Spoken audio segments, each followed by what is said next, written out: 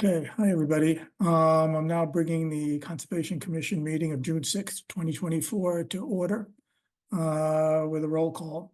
Who's present? Michael Lesser present. Courtney? Courtney Act present. Terry? Terry Luskin present. Jacob? Jacob Strauss present. Steve? Steve Scrimshaw present. Okay, we're on our way. Any issues on the agenda with under the 24-hour rule? Yes, I'd like to add a certificate of compliance for 54,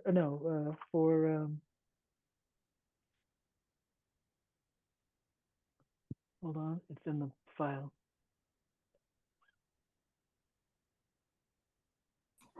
18 Lake Street. What? For 18 Lake Street. 18 Lake Street. Okay, I guess since that doesn't usually have any notification issues, I assume that that's something that they need to get some timely reason. Okay, we can add that to the agenda. I move that we add under agent's report for sites, a certificate of compliance for 18 Lake Street. Terry, second. Thank you. Any further discussion? Okay, roll call vote. Michael, aye. Terry? Aye. Jacob? Aye. Courtney? Aye. Steve? Aye. And did I get you? Who did I miss? I got everybody. Okay. Let's see. Okay. It's 7:18, 7:20. We had a discussion item, which we could sort of move up. I guess it's from the land management in the Sherborn Forest and Trail. Is everybody who wanted to be here for that Sherborn Forest and Trail here? It's Ray Fleeman and I'm here. I'm not sure who else is involved. Can we start a few minutes early? Happy to. Okay. And I see that Matt, you can announce your presence. Hi, Matt Olaire present. Apologize for being a little bit late. Not too bad. We're just starting going here. Okay. Okay. You have the floor, Rafe. If you want to do any intro to it. Great. Hey, thanks so much for generously allowing me a few minutes. I'll try to go through this very quickly and maybe earn you some time back if I'm the only one in this 15-minute slot. And that's especially true just because I actually had a number of cortisone injections in my spine this morning for a back injury that I suffered a few weeks ago, and I'm dragging a little bit, but Okay. if I hadn't told you that, you wouldn't notice. But Well, anyway, you start slow motion, we'll prod you. yeah, I'm a little bit sedated. What I wanted to do was keep you guys in the loop on this trail steward program that after many years we're in the process of hoping to roll out within the Sherborn Forest and Trail Association, and wanted to make the information available to you, and hopefully you don't have any issues with it, but give you an opportunity to ask any questions or input or clarify. As most folks know here, a few years back we kind of streamlined the process for major trail maintenance. It used to involve kind of a written submission of a request and things like that, but the volume of it made that a little bit onerous. So the agreement that we have now is that really for major trail maintenance, it's always done under the supervision of the Sherborn Forest and Trail Association. We've relied heavily on this Trail Forks application, which allows the reporting of trail issues and also of their clearing. Typically the process has been, when an issue is identified, a report is entered into Trail Forks. The trail is identified. Ideally, we've taken a photo of the issue that's geotagged, so you can see exactly where it is on the trail to make for efficient entry, to that spot.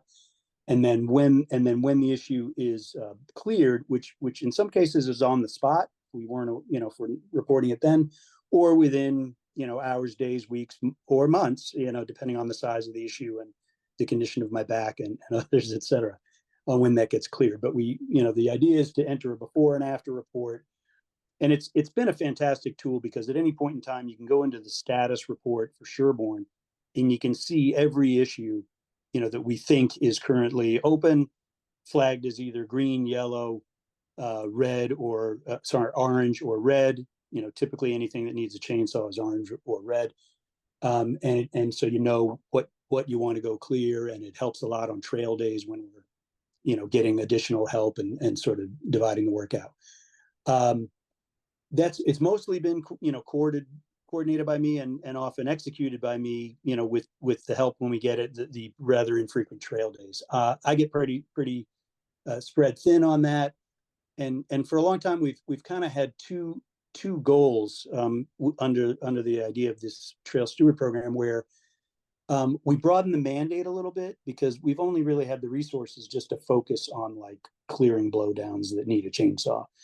So we want to broaden that a little bit, and then also distribute the work to a group of volunteers, a broader group of volunteers.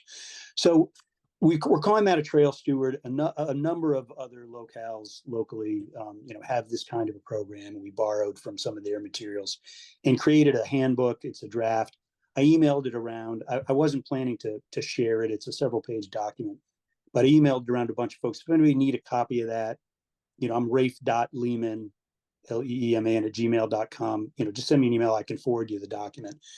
But what we decided was that the broad responsibilities of these trail stewards would be, as we've been doing already, maintaining the designated section of trails that they would be responsible for. And that would either be them doing the work themselves, maybe some recruiting some helpers, possibly for light work, or in the case of bigger issues, if they weren't able to get them done, to report them up to me as the coordinator of this program, and then we could make sure that they get addressed. A secondary piece that we haven't really focused on as much, certainly on in a trail specific way, is promoting the use of the trails. So this is just part of our mandate of, let's maybe have some events or education about the local trails. Some of this might even branch into, what's the local fauna and flora, and getting to know that better, and having some education about it.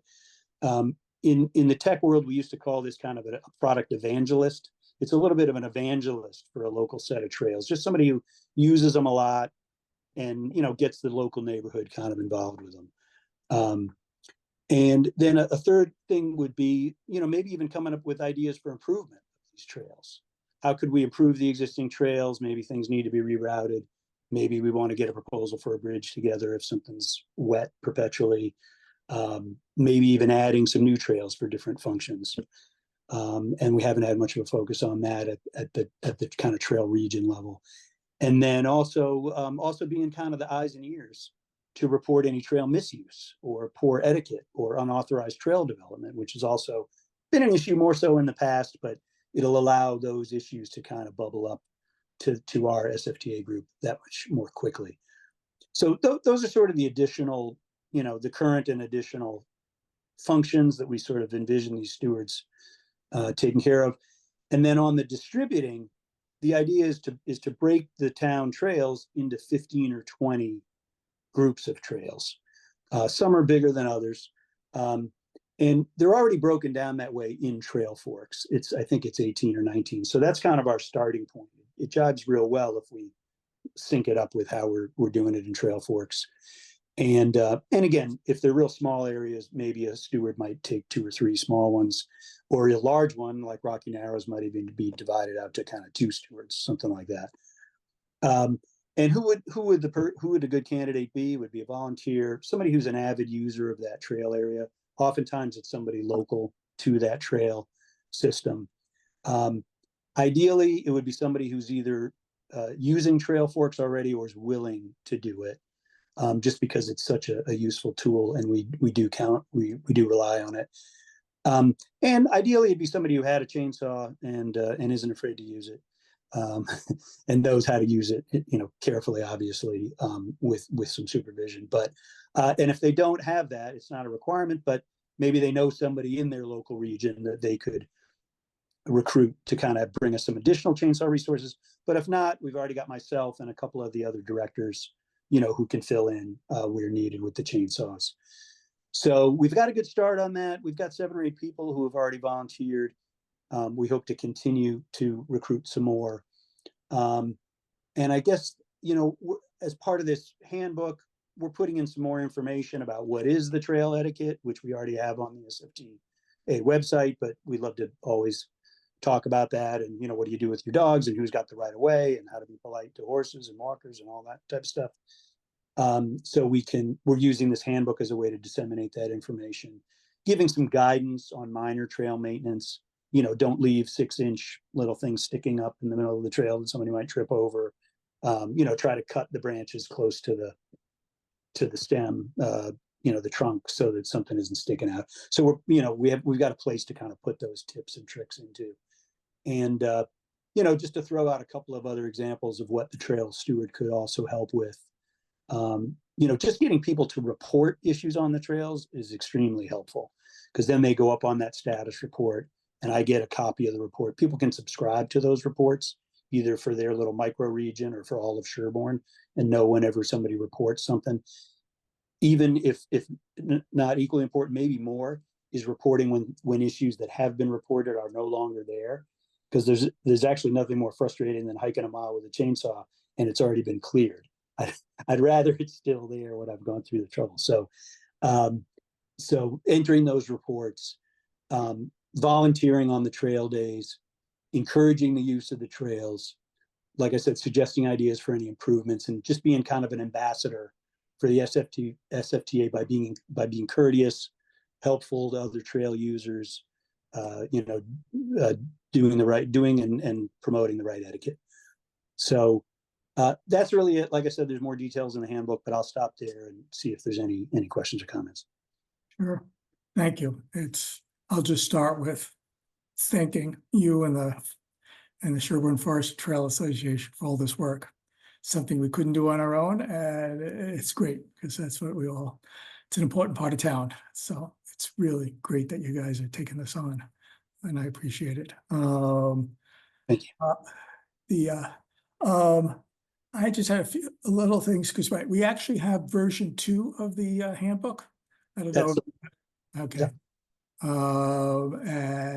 Since there's not a lot of time here, I guess we can give some other comments separately, but is the Trail Fork software free? So there's a couple, like most apps these days, there's a free version and there's a paid version that has more functionality. Yeah. What's nice about the free version is it's actually, they give everybody the full capabilities, but it's only for a limited area. And I had the number documented somewhere. Does It's that something, include Sherborn? Cover most it's of like Sherborn? 34 contiguous square miles or something. It's bigger than Sherborn. So I was just wondering, right, I was just getting at whether we could post it somewhere on the websites about how to get that app and how to limit it, how to get it free and focused on Sherborn. definitely. So anybody could just download it. Even I could download it. Since I There's a spent. web page and there's an app for Yeah, iPhone. right. We just have to make it sort of a little more accessible to people maybe on the town, maybe Yep, it's on the website and also on the conservation website. Yep. And how to do it.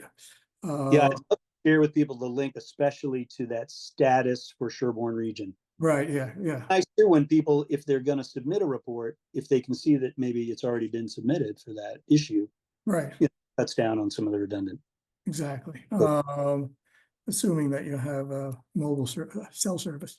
And do you worry about are there any liability issues around people running around with chainsaws?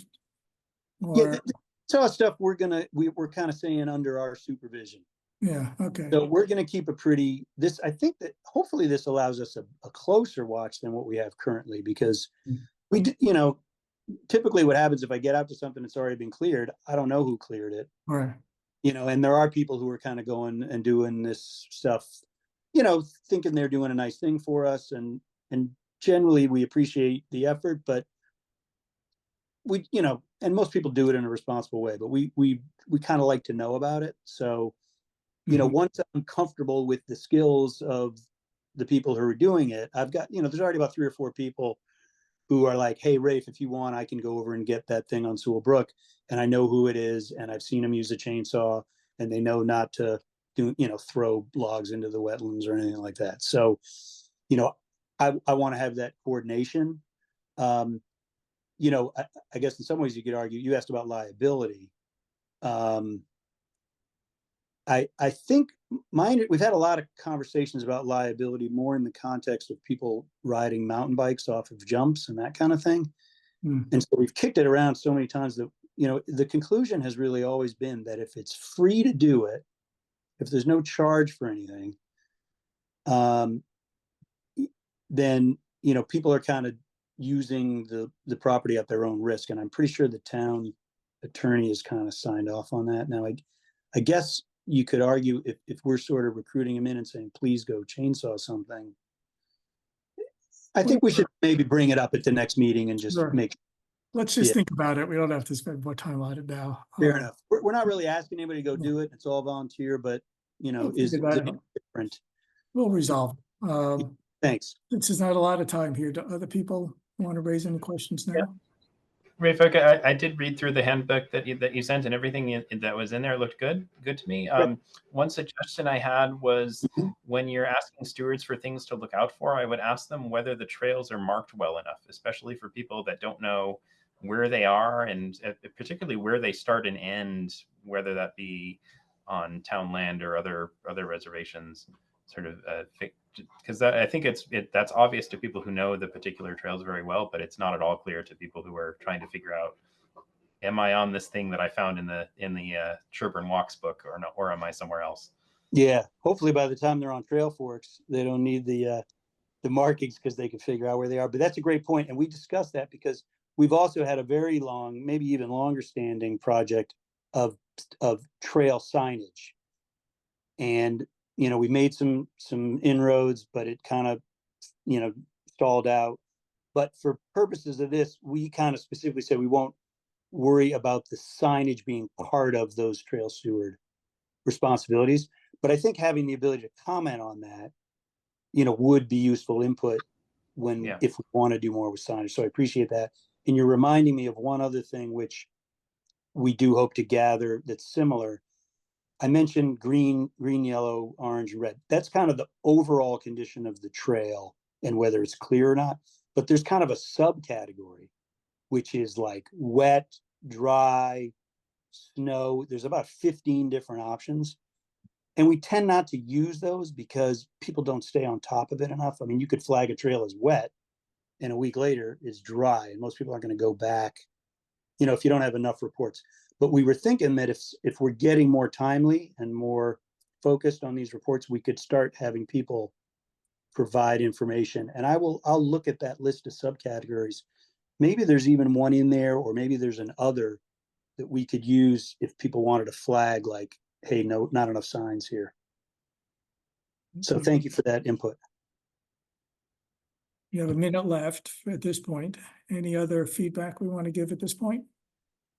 Obviously, we can read it again, and it's a work in progress. So we can always give feedback. Anyone else? Okay. I'll have to go download Trail Fork.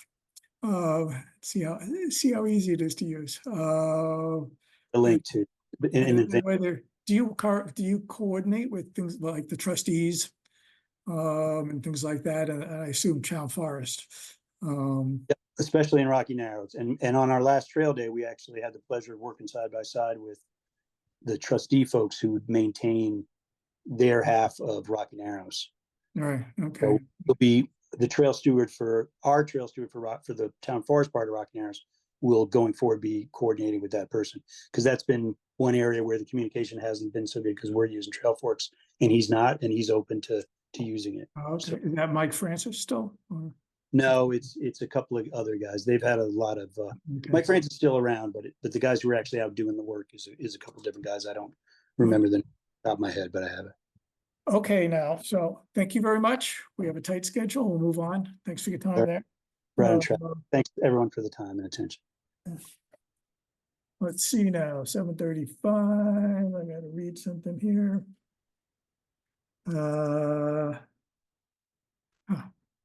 Where is the the notice. What do we got here? We've got, oh, no crest. I'm not finding, I guess let me go in the thing here. Oh, is that's already continued. I don't have to read anything. Sorry.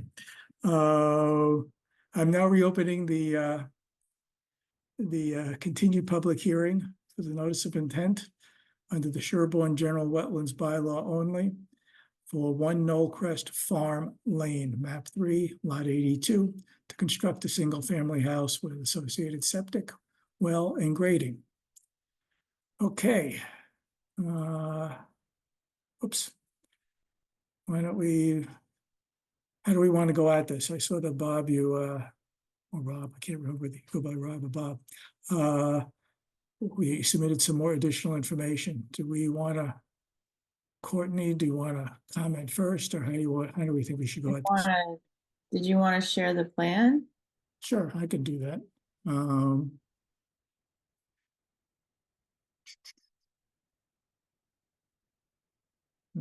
Okay.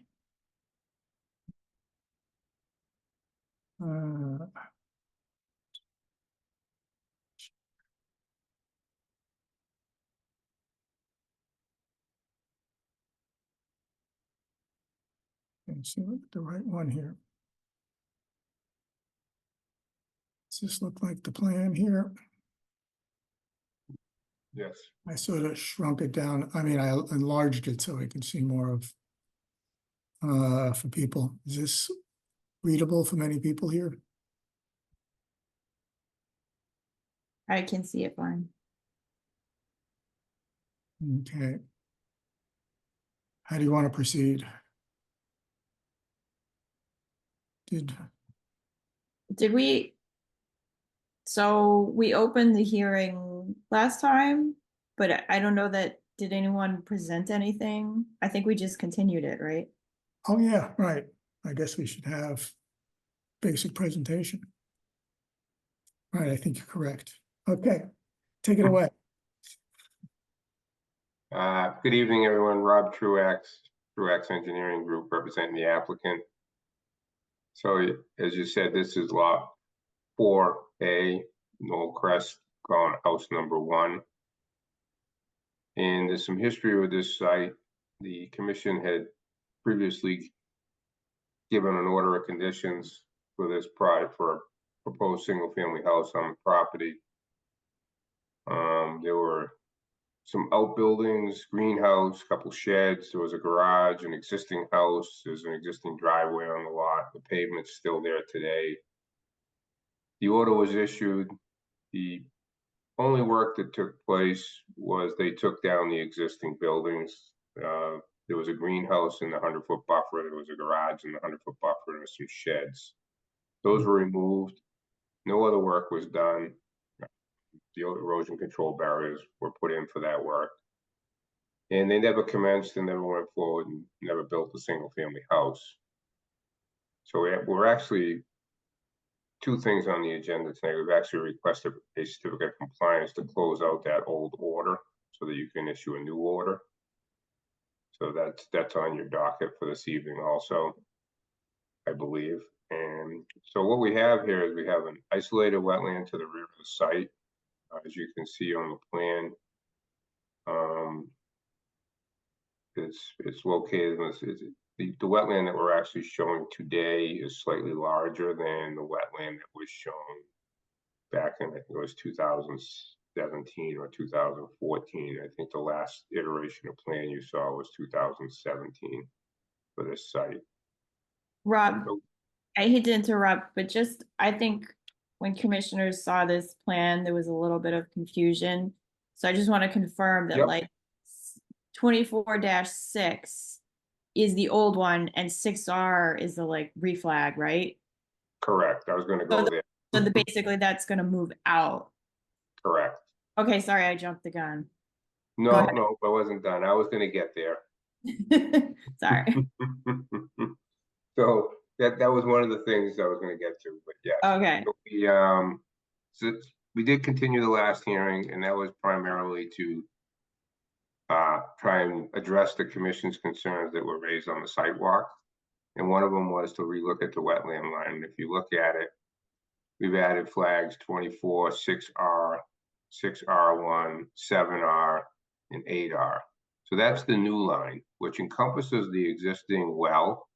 As you saw the surface well down there, the old stone well it's now located within the wetland area. So flag number 26, 24-6 and 24-7, I show them. I left the old line on there so you could see the comparison of the two. I didn't take it off. So the limit of work on this site is we're coming down towards the 50-foot buffer. We're working within the 100. There is an existing stone wall that goes right along the limit of work, partially along contour. I think it's 198. As you see the stone wall right there. We do encroach into the buffer with the sunroom. It's a very small amount of the house. The septic system is located up in the front right corner, closest to the street, outside the 100-foot buffer. The new proposed well is located as you go towards Washington Street. And that's outside the 100-foot buffer as well. The house design is complete. The gentleman who's bought the lot, this was done by his architect. These are the plans they have. I did put the house, the setbacks from the street line are 60 feet minimum. So I have it 61.5. We gave ourselves a 1.5 feet, a little bit of a buffer coming off of Knollcrest. And unfortunately, this is a corner lot, so we have to meet the 60 feet off of Washington Street as well. And that's what's kind of pushing the house in that direction that puts the sunroom into the 100-foot buffer. The driveway, the proposed driveway is outside the buffer. It's going to access off of Knollcrest Farm Lane. There's no tree cutting that's going to take place. The area was once an existing lot with lawn area. It's now grown in with a lot of brush and scrub stuff growing at the lower level. There is some high grass out there as well. The existing pavement for the old driveway is still out there. It hasn't been removed yet. Will be removed under this application. Although it is all outside the 100-foot buffer, it's still impervious coverage that's going to be taken out. And I think you probably noticed when you were on the site, there's a lot of invasives down there that is attacking the larger trees, especially some of those viney invasives. So the applicant is very, very cautious of that. He's very willing to, he wants to remove the invasives. He wants to get them out of the trees. He does not want to lose the tree cover. And, over time, those will choke the tree and eventually kill it. So he's very amenable to help, to work with you guys and work with himself to get the invasives out of there. We will be filling in the surface well. I put a note on the plan. We'll do that by hand. They can bang the rocks down. They can fill it with gravel by hand. So we're not going to bring a machine down into the wetlands to fill that in. They can do it with buckets and wheelbarrows and bring it down. And just so you know, that's also a requirement of the Board of Health now. They wouldn't allow that well to stay on the site. They don't allow 2 wells on one site anymore under their local bylaw. So that would have came up during the process going through the Board of Health review process. Other than that, I don't really have much more to add. I did put a table on the plan showing you the impacts in the 0 to 50 and the 50 to 100. There's no work in the 0 to 50, but I gave you a comparison. It's on the top of it's over the top. Go the other way. No, come across. There it is. I gave you a comparison what was on the previously approved plan, the original house and the impervious impacts that were there before in the approved house. And as you can see, there wasn't a lot of house in the buffer in the original plan that was approved. It was only 115 square feet. And the lawn area was pretty much the same. It was 5,900 with 5,600. And And our new house, we only have that room extends in about 50 square feet into the 100-foot buffer. So I think that's pretty much it. I don't really have much more to add than that. We do show a stockpile area in the front yard, and we show an access way getting in there. You know, we'll do a crushed stone riprap type access off the street so that we don't track material out into Knollcrest. And yeah, I think that's pretty much all I have to add, and I can entertain any questions you might have. So I have some more questions about the delineation in particular. I guess there's sort of two styles of questions. One is that if you look at Mass DEP, they show a mapped wetland that's in the backyard. It essentially extends from where on the plan where it says isolated wetland, sort of down towards Washington Street, much further than the flags, than either the old or the new flags. And I'd like to understand sort of why that difference comes from. And then the other, I did see that on the mass mapper. I did see the wetland lines. I mean, we basically, the line that we flagged was done with the soils and the vegetation. That line that we do show there pretty much encompasses all the area that we saw where there was any standing water in the isolated wetland as well. But once you get out beyond the wetland flags, it's all upland soils. So, and then the other question is, in that area that extends down towards Washington Street, it definitely looked like it had been flooding. There was a clear delineation between leaves that had been submerged for quite a while and not. It looked like that had happened every year. And I want to understand sort of why that isn't a much larger sort of land subject to flooding area. It doesn't hold standing water out there. I mean, there may be some erosion that took place, but we didn't see any standing water this spring way up there. I was out there when it was pretty wet this year. I mean, if I think if it had standing water, I think we'd get the soils. We weren't getting the hydric soils out through there. We weren't getting the wetland soils in that area. So I mean, I don't know. We just flagged. It is. We look at what's on the ground and we look at the soils, we look at the vegetation. I mean, I was out there, I walked it with her. We went all through that. I mean, when we were on the site, I mean, what Jacob is talking about is you can see the leaves had, you know, silt deposits on top of them. And that was a fairly extensive area. I don't know if it went all the way to the guardrail, but it went far. It went to the beginning of the hill. Yeah. Up the cart. But I think, you know, and I didn't have an auger with me, but just looking at where the skunk cabbages were, there were no skunk cabbages out that far. I think the wetland flags, at least from a vegetation standpoint, the new flags represent more like what the skunk cabbages were doing out there. I don't know. Jacob, how do you feel about that? It matches my recollection of the skunk cabbage, except for there was one halfway up the hill to Washington Street. That must have some other source of water. But I think that the bigger question was more around essentially the large area that's sort of between the flags and the bottom area that looked like it looks like that collected water. I'll bring up a procedural issue of whether because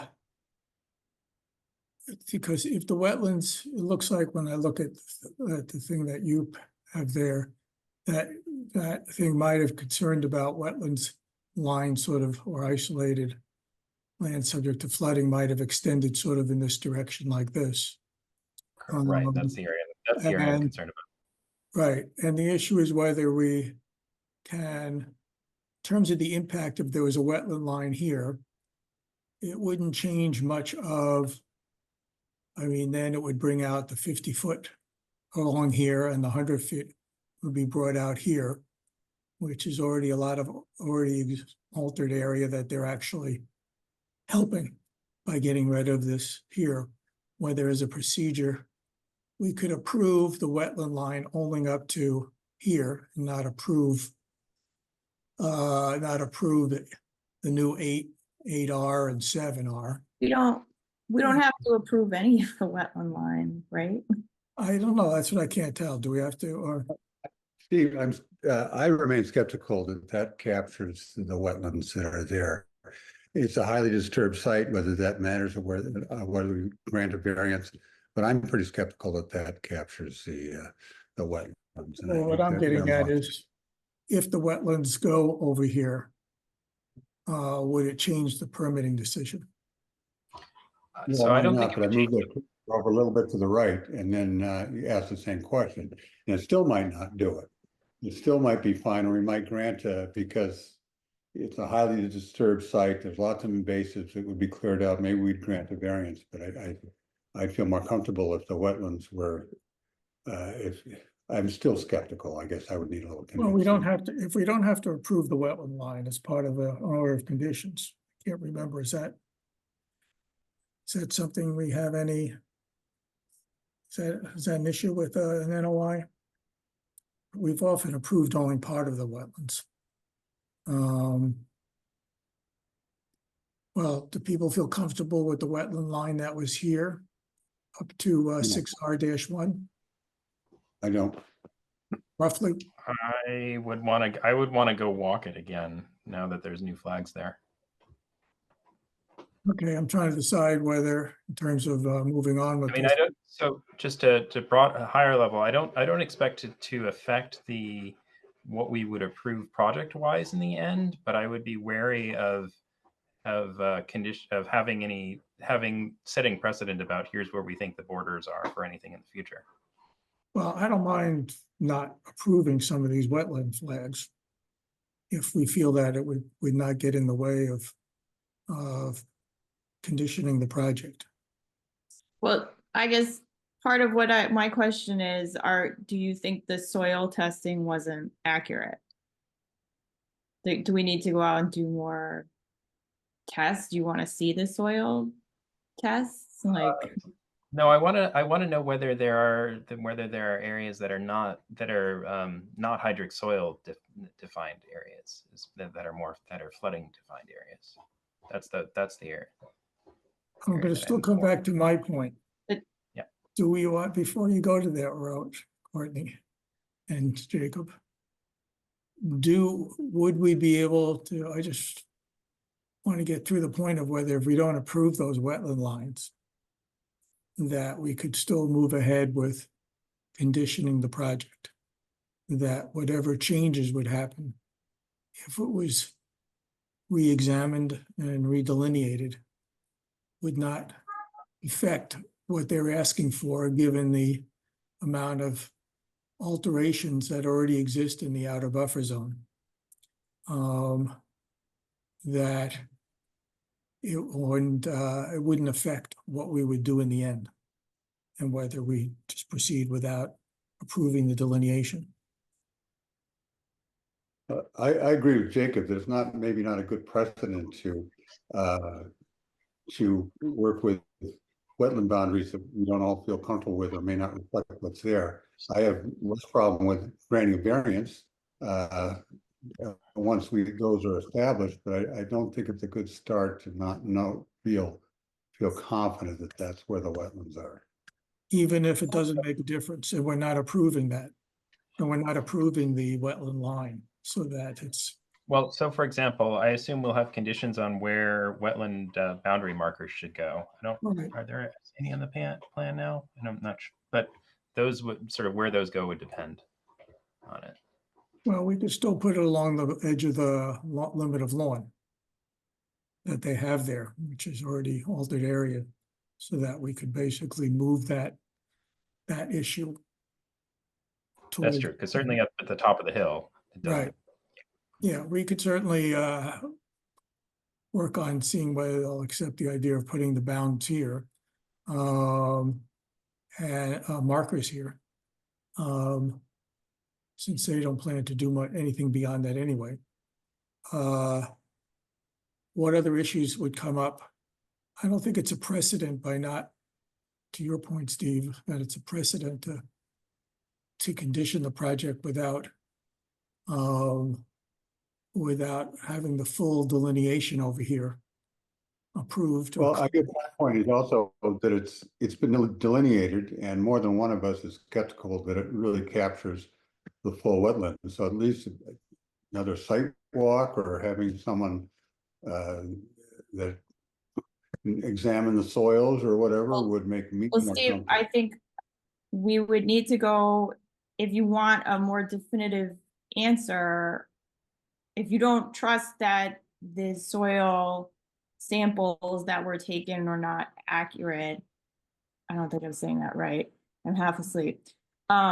We would need someone else, a third party, to go out there with an auger and show us the samples. I don't think us walking the line again is going to change that, because testing the soil is definitive for the wetland. And so even if there's water that collects there, if it's not a hydric soil, it's not a wetland.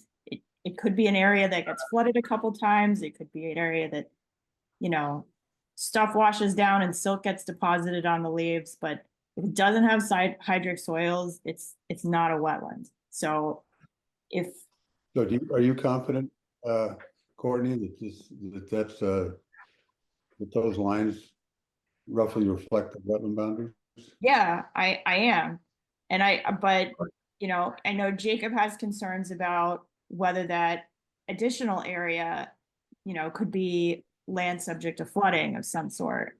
And so I just want to get an idea there, I mean, the calculation for land subject to flooding is pretty specific, right? In terms of how deep it is, how wide it is. It's at 4 inches. It has to average depth of 4 inches and a quarter acre foot. And but I couldn't tell from the plan here sort of what area is under consideration there. I'm going to still come back to something as the chair. I don't get, can we just decide whether we could approve this project without having the delineation approved? That's what I want. And I don't think it's. Without confirming a delineation, you mean? Yes, without confirming the delineation. If we are very explicit about we are not confirming a delineation, then I'd be okay with that. We can do that. We can do that. But I would not be willing to. We have done it. Yes, we have done it before. That's what I'm just trying to get at before we go down this. Right. Continue to talk about the delineation. I want to get clear from people. So if I may, Mr. Chairman, can I just add something? Sure. So, I get what he's saying is he probably saw some smearing, some leaf, bare spots, but the site slopes. The runoff is coming from towards Washington Street. The elevation over by Washington Street at the bottom is around elevation 100. And it's sloping towards this isolated wetland. And then it would drain out the other end. So you can get water coming across the surface that, you'll get puddling, you'll get some leaf matter moving. I took the elevations all the way up to 186.5, almost 187, and I didn't even get close to a quarter acre of storage in the wetland. It was 0.05 acre feet. Can you? So it's not even relatively close to storing a quarter acre foot in that area. And it's going to go out on the far end. It's going to, before it goes out onto Washington Street's higher, so it can't come up with Washington Street. Do you have something that you could easily show us the area that was under that? Because the plan doesn't show the elevations in that lower left corner of the plot. No, but you can see them down by the guardrail. It's elevation 100, 192. See it right there? Yeah, but it goes down, it drops down, I don't know, 6 feet or 8 feet or something very quickly. And then it's flat. Yeah, but then it goes back up to the lot next door on the other side of this wetland. I'm going to intervene again. That water doesn't flow out towards Washington Street. I'm going to stop you and say again. It flows from the guardrail area to the isolated wetland. Hold on, Rob. If we're not going to confirm the wetland line, does that overcome this issue given what we know is out there and what it could be, and whether we would condition the project any differently. I just want to get that resolved. Jacob, I think you said that you could live with that. I don't know. Yeah, Courtney, if we're not Terry, confirming, Steve? I Yes. could proceed if we're not confirming the. We don't have to confirm any of the wetland line there. As long as we basically have enough of a sense that this is, given all the alterations on that site, that we would condition the project the same. I don't know, Terry, Matt. I'm comfortable with that. Me Alright. too, especially if you mentioned potentially putting markers more kind of at the stone retaining wall level. If we just kind of extended that line so we had a little bit further reference. Right, somewhere Sure. down here, we could have, Yeah. we I'd- could request that. I'd be fine with that, with the explicit recommendation that Jacob said of we are declining to accept the flagging. Well, for not declining to wetlands. accept, we're just declining to say what it is, to Not confirm it. confirm it, Not- not yeah. confirm it. We're not accepting it so that it's not bounded. We're not bounded in some other future Got it. Work at all. If they suddenly wanted to do something towards here, they could say, well, we're outside of the buffer zone. We could say, well, we don't know that. I don't know, Steve, after this discussion. I think it'd be great to clean up this site because it's all the invasives and the disturbance there. I would probably abstain, not knowing what the wetland is, but I wouldn't vote no, but I'll abstain. Okay, well, they offered mitigation, which I think is going to be of invasives removal, which I think is going to be an important thing, and maybe there's some planting to be done. So, okay. If we're all on the same page about the delineation issue, we will not confirm it.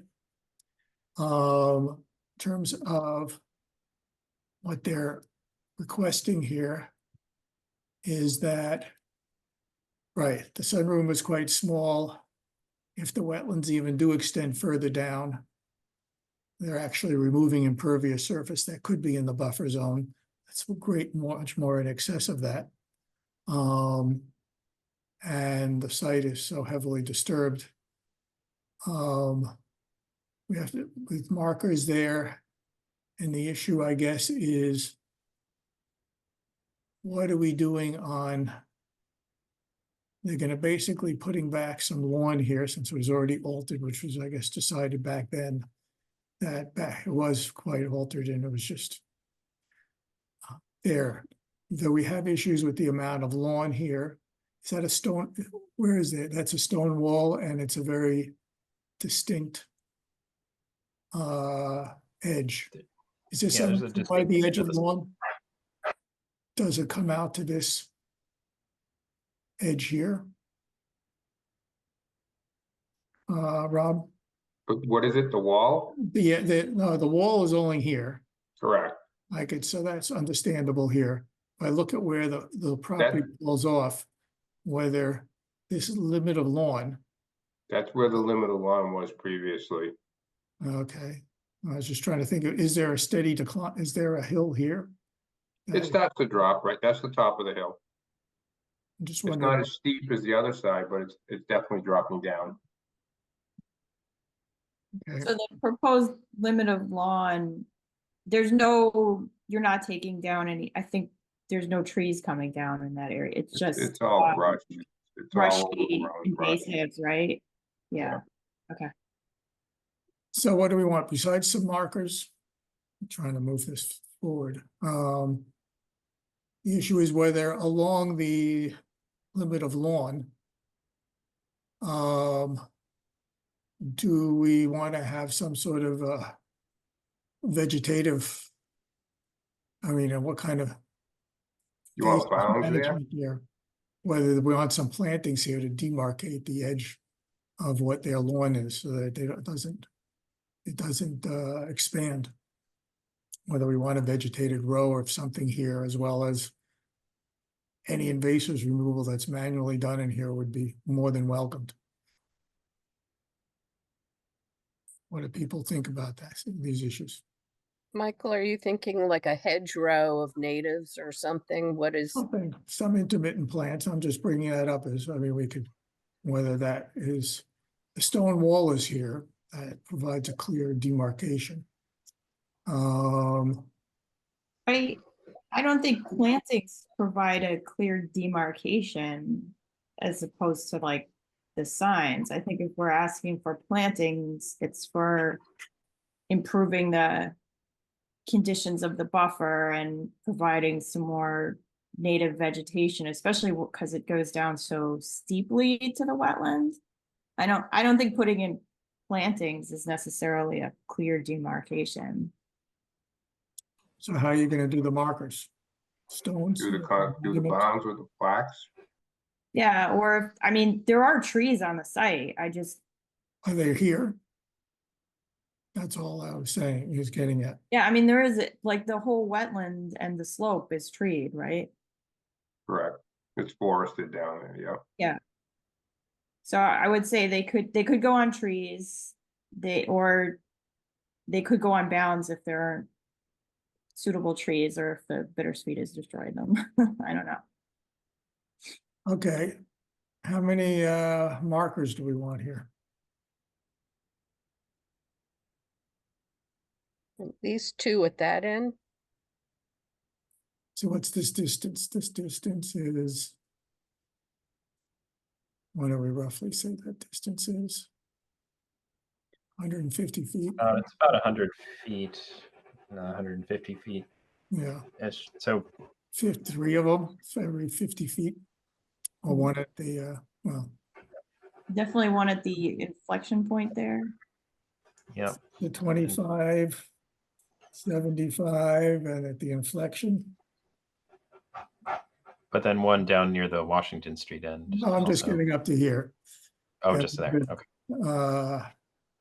So we're having 3 markers along here. One at the Looks inflection good to point, me. and then 2 over there. And then there'll be something on the retaining wall or something around that. 1 here.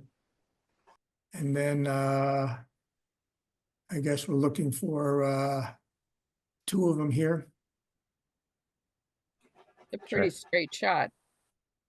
What's that? Said it's a pretty straight shot. You know, there's not a kind of a change of angle at all. Yeah, no, I'm just wondering whether there's one at the stone wall there, and the question is whether over here, do we want just one right here for now? And assume that that's gonna make Sure. sense for anything here? Yeah, I think that works. Okay. So we've got 5. We've got 5 monuments. Which we can, you'll come back with approval as to where you put them. Just condition it that way, so we can see what trees or this or that or the other are done in that way. Okay, so based on, I unfortunately haven't been to the site in a long time. Where, so you don't feel we need to do any plantings here to define anything or make the buffer zone any better? Is what I hear from Courtney, and I'll. No, I just said I don't think they're useful for defining it. I think if Okay. we want to ask for plantings, it's strategic for, you know, improving. Especially when a lot of invasives have been removed. Now it's super disrupted and they'll just clamber back up those trees. So what kind of invasives mitigation do we want to talk about here? I mean, given the volume of them, I think just slow, regular hand maintenance, and it's going to take a couple of years. I don't think we need to specify much more than that. Well, definitely, and I bet they're gonna do this already, is to cut, I'm sure there's big bittersweet vines that are going up the trees, to just cut those and let those die on the tree and not try to just like rip them out. I mean, we probably don't have to specify that, but at least cut those so that they don't kill the trees. That's And the most important. are we gonna let them use any chemicals? No, we don't usually Okay. do that. we usually There's no specify. chemicals, so it has to be done manually without chemicals. And so they'll have to repeatedly be cutting those big ones. Especially, I would say, right. Condition that at a minimum, all the bittersweet on the trees, vines are cut. And kept down. As to the other stuff, as to the ground level stuff, is there anything to be said? Well, there was like a hot mess of invasive shrubs. I mean, there was all kinds of stuff, so they should probably cut those too. And I honestly think that in this site, with how terribly invaded it is, that like the invasive control work is like a million times more helpful than planting anything. Mhm.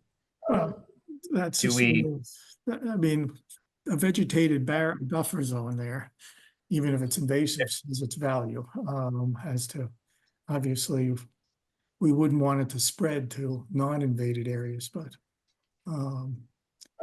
Do we want to have a condition about, because we know a lot of the backyard's going to be a buffer zone, even though if we're not quite sure how much of it. Do we want a condition that says when the applicant gets further along in the project, they review the landscape plan with the agent or something of that form? what landscape plan is there? Yeah, all they have Well, is, depending on what they want to put in the backyard. oh yeah, I guess. Sure, right, because even though they call limit of lawn, they're gonna do some landscaping. Okay, so landscaping in the buffer zone, outer buffer zone should come back for approval. And maybe note an emphasis on natives. Right. I'd like to pick up on one thing that Courtney said. Yeah, there's so many invasives, so any improvement here would be great. But not just small shrubs, but there are small trees. I don't know, maybe you were thinking about those. I was focused more on the wetlands, but they're like Russian or autumn olives there. There's some trees that could be attractive to somebody that are invasives. Anyone know what I'm talking about? Yeah, yeah. I think those are mostly up where the house is going to go, though. Yes, exactly. Yes. Yeah. What other conditions we have? We're getting towards the end, whether we're gonna be able to close this hearing. That I guess, so we're gonna have something about the landscaping. That's gonna go in there, and that's in the buffer zone. And we've got the monuments, we've got the invasives removal. What other conditioning issues? And we're not doing the wetlands line. And the old well, that makes sense. So Is the method for decommissioning the old well the one the Board of Health is going to want? I Because I hope so. remember they were particular about that in the past. They're gonna want the well driller to certify that it was abandoned properly. They're gonna Okay. want a certification, so someone's gonna have to oversee the gravel. It's usually they just fill it with gravel on a surface well, that's all they do, but they're gonna want someone to certify that it was done properly.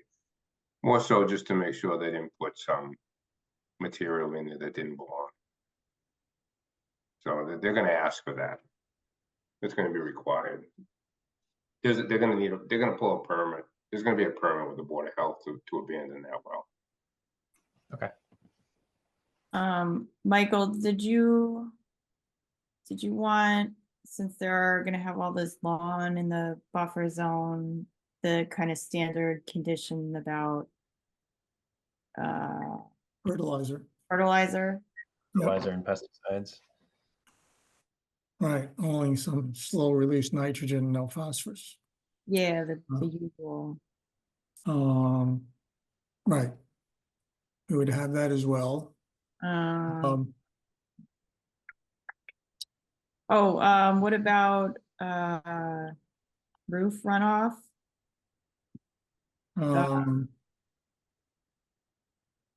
The from the gutters and whatnot. that should be infiltrated in like a dry well or something and not shut out into the wetlands. Okay. Does that make sense, Rob? Yeah, no, that's fine. That's sometimes typical in most situations. We can put, you can do small ones at every corner of the house. So that's Okay, kind of what the builders would do. Just throw a dry well at each corner. Yeah, I think whatever is standard, Yeah, it's avoiding this that's fine. situation where we find in 10 years that the pipe is going out into the wetland and shooting down the hill. That's all. okay, so. Trying to think if there's anything else in the file here. I think that was it. Hope I'm Oh, not. Courtney, do you have something anymore on conditions that you are working on? Yeah, but I think we covered Okay, everything. I'm just double checking. Let's see.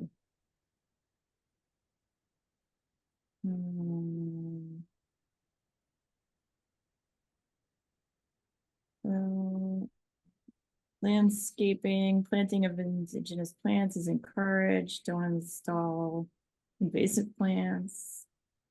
Abandon the well by hand. Fertilizers, pesticides, herbicides standard. And the invasives, right? And Yeah. then the markers. okay, so you got it all. I think so. All makes sense to you, Rob, before we close the Yes. hearing? Nope, that sounds fine. Okay, I move to close the hearing on 1 Knoll Hill Farm, Whole crest. Knoll Crest. You don't have it all, there it is, Knoll Crest Farm Lane. Mr. Chairman, if I may, Yes, you may want to ask if any of butters want to speak. oh, that's, Oh, Rob, you saved us. Thank wow, you. you got me on that one. I'll have to, Yeah, I'd love you to close it, but anyone else care to? Not if we have to reopen it. right. That's what I was thinking.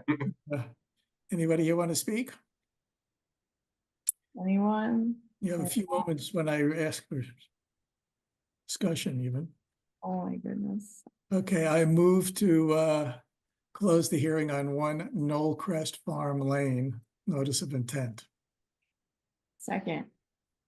Any further discussion? Hearing none. Roll call vote. Michael, I, Matt, Aye. Courtney, Aye.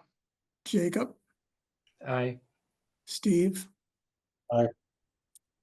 Terry. Hi. Okay, hearing's closed. Do you want to make a motion of Yeah, yeah. this? Okay. You don't have to go Wait. through all those odds and ends in our findings, but No. I just, it's like A and C or A and D or something, right? So I have to move the findings here. yeah, Okay. well, you make a motion about Yeah, that. I'm making a motion. Okay.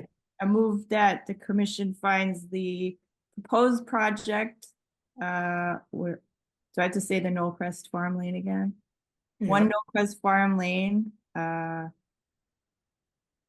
located on for construction of a single-family dwelling with associated septic system, driveway, well, utilities and grading. Which lies partially within the 50-foot buffer zone, will not result in adverse impacts to the adjacent wetland resource areas based on the materials provided in the proposed mitigation. And proposed mitigation includes removal of invasive species throughout the property within and outside the wetland buffer zone. Commission further finds that the applicant had presented evidence sufficient to demonstrate that the proposed activity will not cause alteration to the bordering vegetated wetland during or after construction if all conditions in the order are met. Do I have to read E too? No, you don't have to read that, except that I would suggest amending it to saying that we're not approving the wetland delineation and that it's And that there's mitigation and we could also say, and the other conditions discussed during the hearing. And so that covers all the other record of things that you might not have touched on, and correct the fact that it was in the changes are in the 50 to 100-foot buffer zone. You said 50.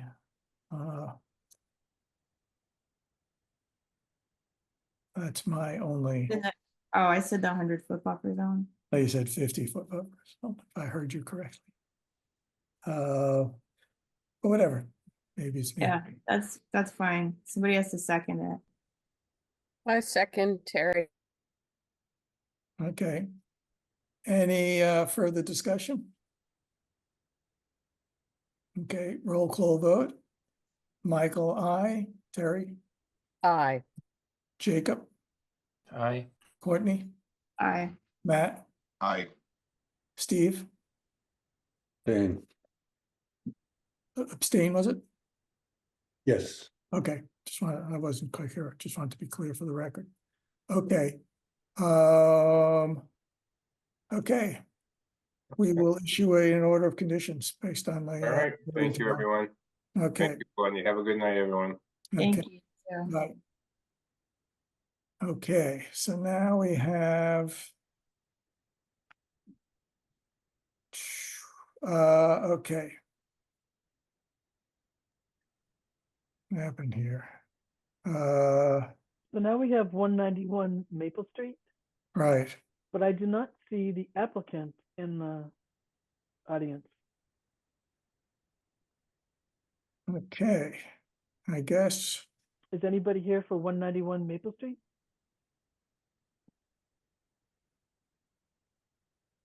given the issues we discussed, whether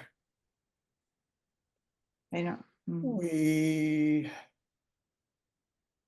we want to review what he did and come up with what things we need, or do we just end up Well, you since the writing last- it up and continuing it? Well, yeah. So one of the Okay. things what I wanted to approach. Let me just do one everybody- thing. The applicant submitted. Hold on 1 second. I want to formally open the continued public hearing on 191 Maple Street. Now you can go forth. Okay, the applicant submitted some additional information, an additional sketch that showed the 10-foot strip of lawn that he is going to abandon to buffer the wetlands, and that monuments would be put on the edge of that. There was also a planting strip along the end of the house at the top of the wetland slope, and the removal of stones in that area, and the use of an infiltration settling basin for the discharge from the sump pump. And that's the sketch that he submitted. And also that the sheds being relocated from where it is at the edge of the wetlands to outside the 100-foot buffer zone. So the sketch, the only thing that we would want to ask him to do is to move that settling basin out into the backyard, just so that it gets it away from that close toe of slope into undisturbed lawn area, because otherwise it doesn't have enough area it can flow through the grass to do some more filtering before it gets towards the wetland, and line it with stone. And he didn't have a problem with that at the last meeting. And also he's got a native planting area, and we would want him to provide us with a list of his plantings and the area before he installed them. And then I think that's really he's done a good job on trying to work with us. We just need to figure out how to permit it. Yeah, it's missing also, we need some detail on how this undisturbed area is going to be, whether it's just going to be left to grow back or revegetated in some So way. yeah, I just said it would be left unmaintained.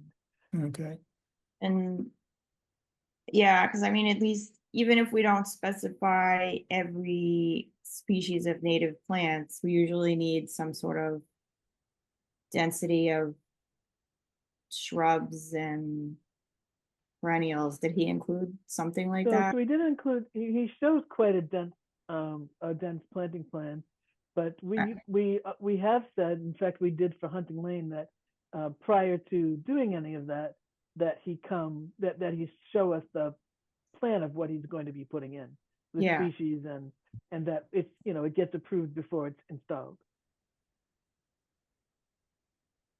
So based on his past discussions and things, can we just continue to talking and figure out what conditions we want? I did draft some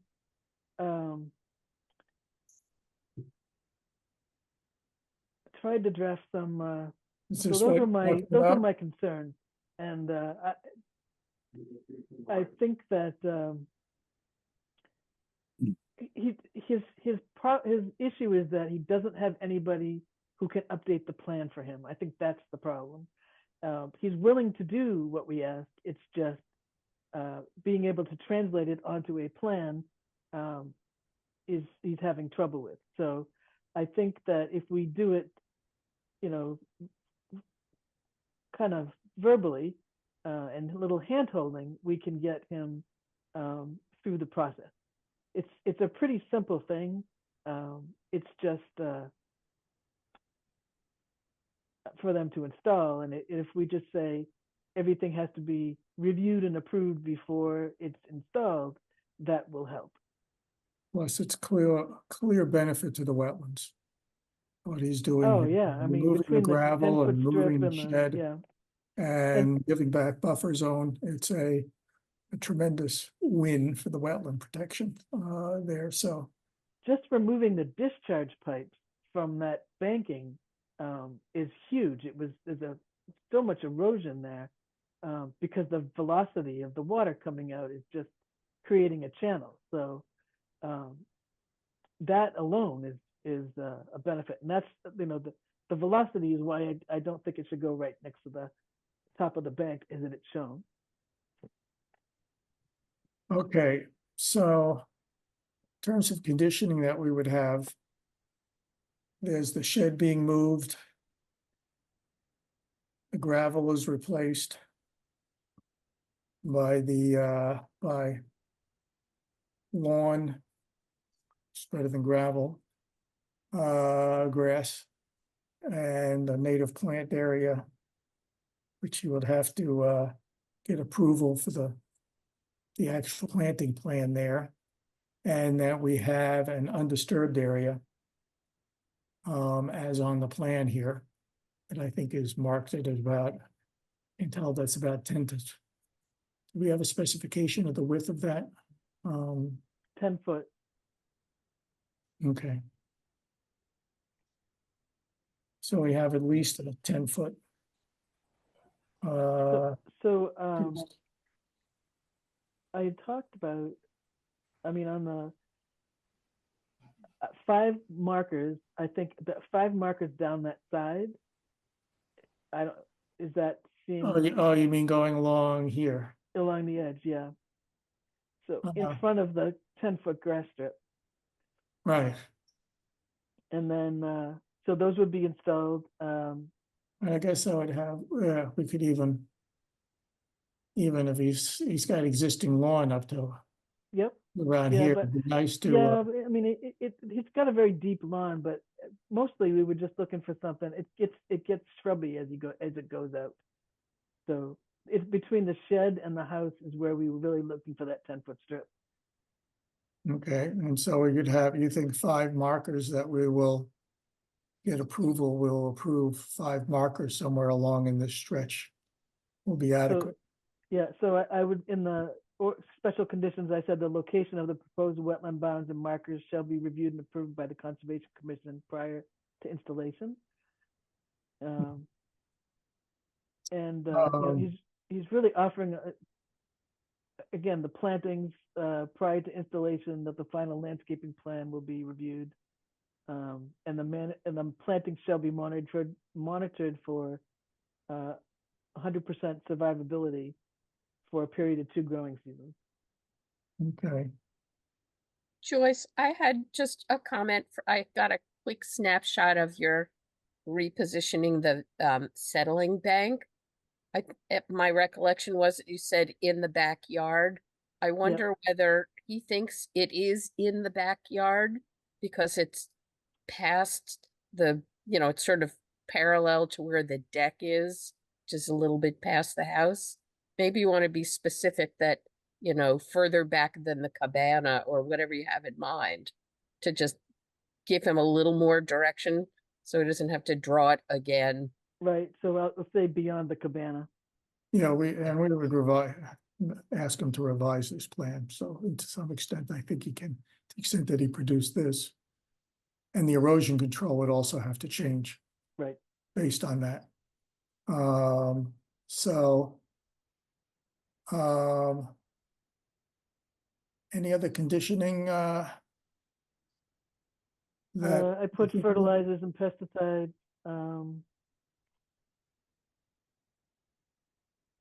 Nothing else. I didn't have anything else in here. Was the end result of that discussion that we don't need to specify a number, a density of plants? We would just figure it out later, or what did we land on? I think so, yeah. I think if he's really Okay. planning to jam pack it as he has in his image, I think we're fine.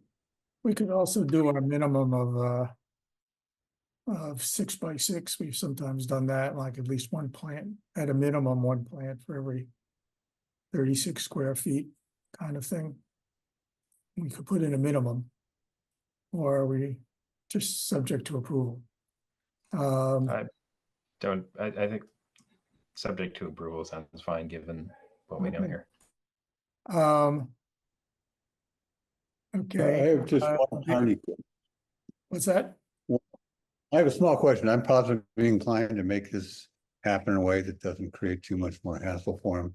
But what does an unmaintained lawn mean? I'm serious. I'm not being facetious here. Well, we That talked seems- about it abandoning the lawn, and then it would remain. Would there be no Okay. maintenance? It would just be allowed to grow wild. Yeah, this word lawn is in the wrong place. That's from the old plan. Well, It that's should be- that's the existing lawn line. Yeah, right. It should be, And the wording for that too. yeah, mean, undisturbed. It's called undisturbed area. That's. Okay. But we will define what we mean by what we expect in that area. As we've been discussing here. Does that make sense? Yep. Dan, sorry, we're a little bit late. I think you might be the next one on the ballot, but at 8:30, but we'll get to it soon. Okay, any other comments from folks about conditions? I don't have anything that wasn't covered already. Okay. Then I'm gonna move to close the hearing. Second, Okay, any further discussion? Roll call vote. Michael, I. Jacob, Aye. Courtney, aye. Terry, Aye. Steve, Aye. Matt. Aye. Okay. So we now have. Okay. Somebody stop the share for me all by themselves. I'm helping. Thank you. Figured Oh, you're trying to do findings. It's all right. I was about to move my cursor somewhere and I was like, wow. We're getting there, Dan. So I move that that we can permit the project of addition of an addition to the home at 191 Maple Street.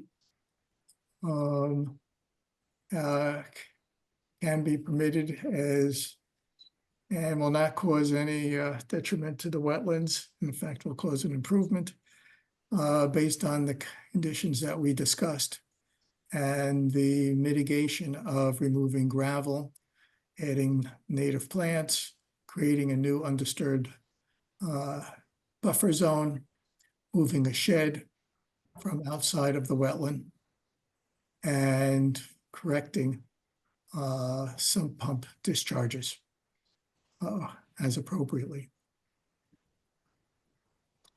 And I'll leave it at that.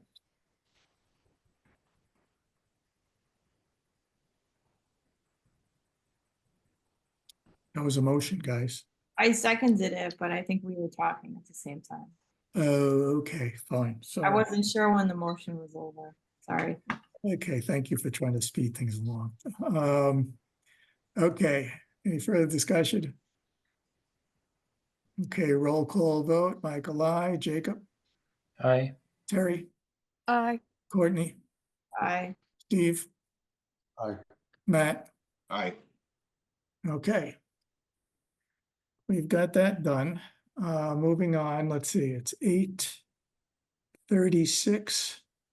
I am now going to first, before I get to you, Dan, I'm going to open the continued hearing on the Sherborn wetland regulations. And drafting possible amendments. Excuse me, got the hiccups. Getting close to having something to send out to you. At this point, I would like to, given the full load we have tonight, continue this hearing. And we have at least 5 permit hearings scheduled for the next meeting. So, and there could be some continued from here. That I suggest that we move this hearing to 2 meetings out, which would be the, whoops. Early July. Well, let's see, then that brings So up. July 4th is the first week. July So 11. Got July 11th? I guess that's our first meeting then. Okay. Yep, now I see it. Okay.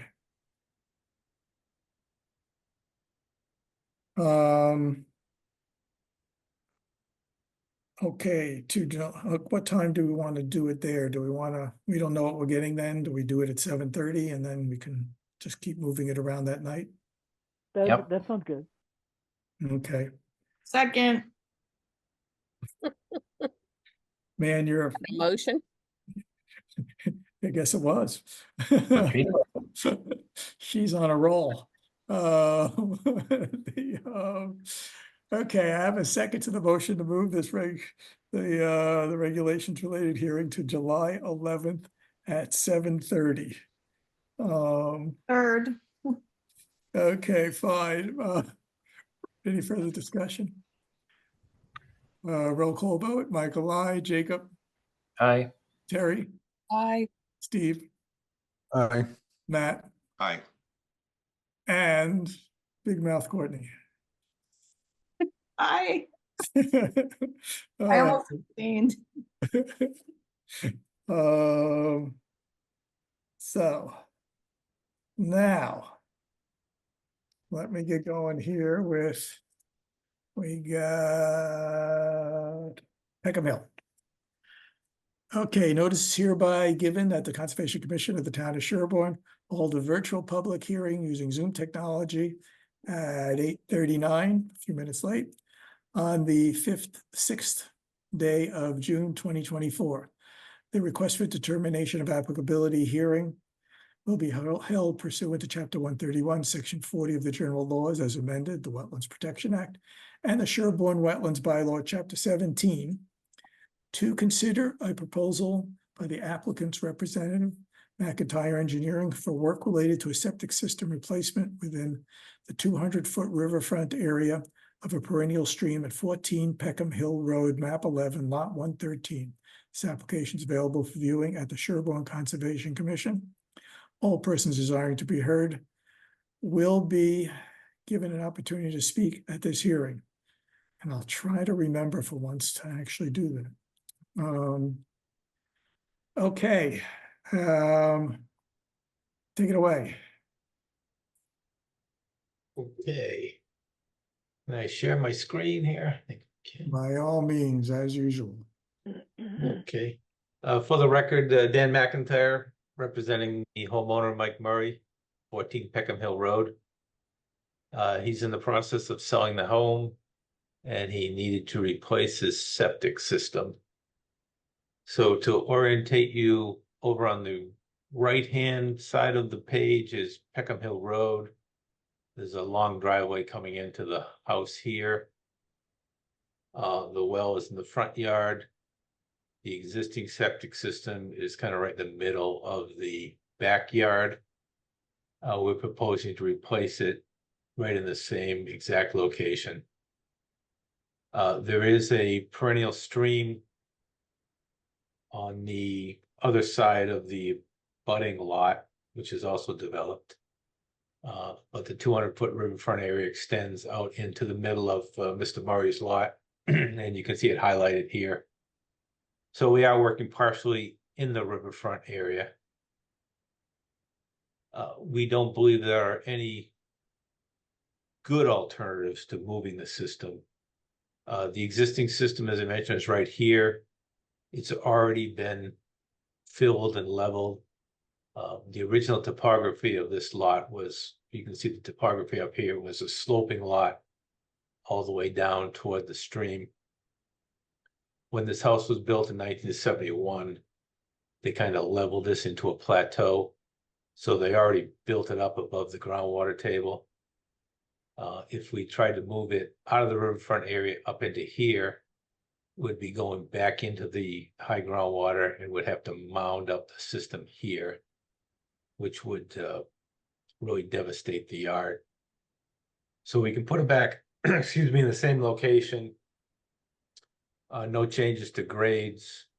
We restored his lawn, and Mr. Murray moves on with his life. So I think with that, I can turn over for questions. Okay. Any questions from anyone?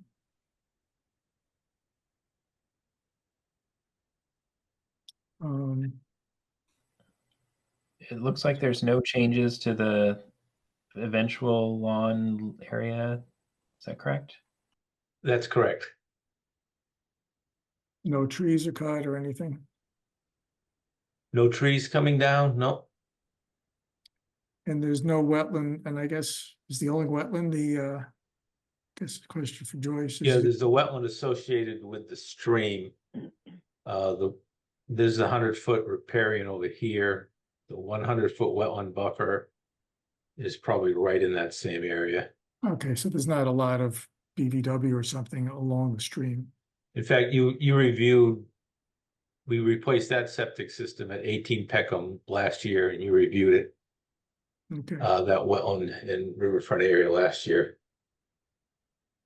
okay.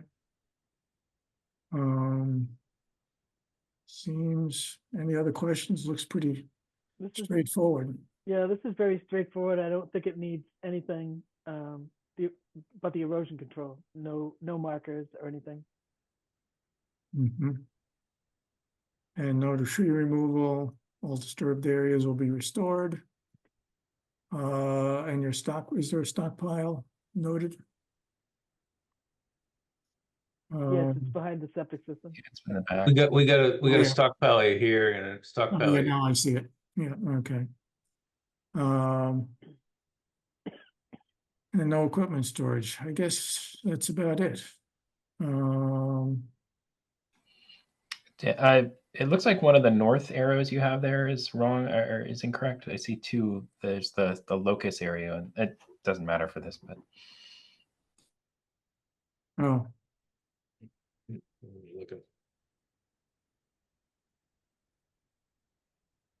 oh, that will. Okay. You're saying the arrow, is that what I'm hearing? the compass arrow in the lower left portion of the plan, I This think, one is down in the here? wrong way. Is the wrong way? We'll approve the plan without approving the orientation. You're right. Um, Should we continue the hearing or are we good? I think we're Any other questions? Or issues? Okay. So we have a condition now that Dan has to define magnetic north. Right. So the plan, we'll approve it subject to finding magnetic true north. Right, he'll have to check on his cavities and see what's attracting him. Okay, I move that we approve this project as a -3 with the conditions that we discussed. I second. Okay, any further discussion? Roll call vote. Michael, I. Jacob, Aye. Steve, Aye. Terry, Aye. Matt, Aye. Courtney. Aye. Good, okay, done. We think we did that in, would we do that in 7 minutes Thank you very much. or 8 minutes? Okay. Let's see, what do we got next here on this lovely agenda? 8:45. Oh, we could start that one. Okay. Moving right along, we're only 2 minutes behind. Notice hereby given that the Conservation Commission of the Town of Sherborn will hold a virtual public hearing using Zoom technology at 8:47 p.m. on the June 6, 2024. The notice of intent hearing will be held pursuant to Chapter 131, Section 40 of the General Laws as amended, the Wetlands Protection Act, and the Sherborn Wetlands Bylaw, Chapter 17, to consider a proposal by the applicant's representative, McIntyre Engineering and Septic Systems, for replacement of a septic system within a wetland and riverfront area at 27 Farm Road, map 11, lot 56. This application is available for viewing at the Sherborn Conservation Office. All persons designed to be heard will be given an opportunity to speak at this hearing. And I didn't ask for that the last time either, but let's see if we can remember. Okay, take it away. Dan McIntyre representing the homeowner. Mm-hmm.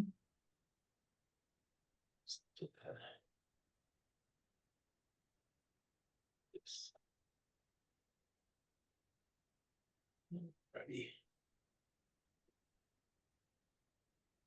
Everyone see that plan there? This is 27 Farm Road. The homeowners need to replace their septic system as well. They're in preparation of selling their home at some point in the future, and they know they need a new septic system. Farm Road is at the bottom of the screen. The house right here. The well is right in the front yard.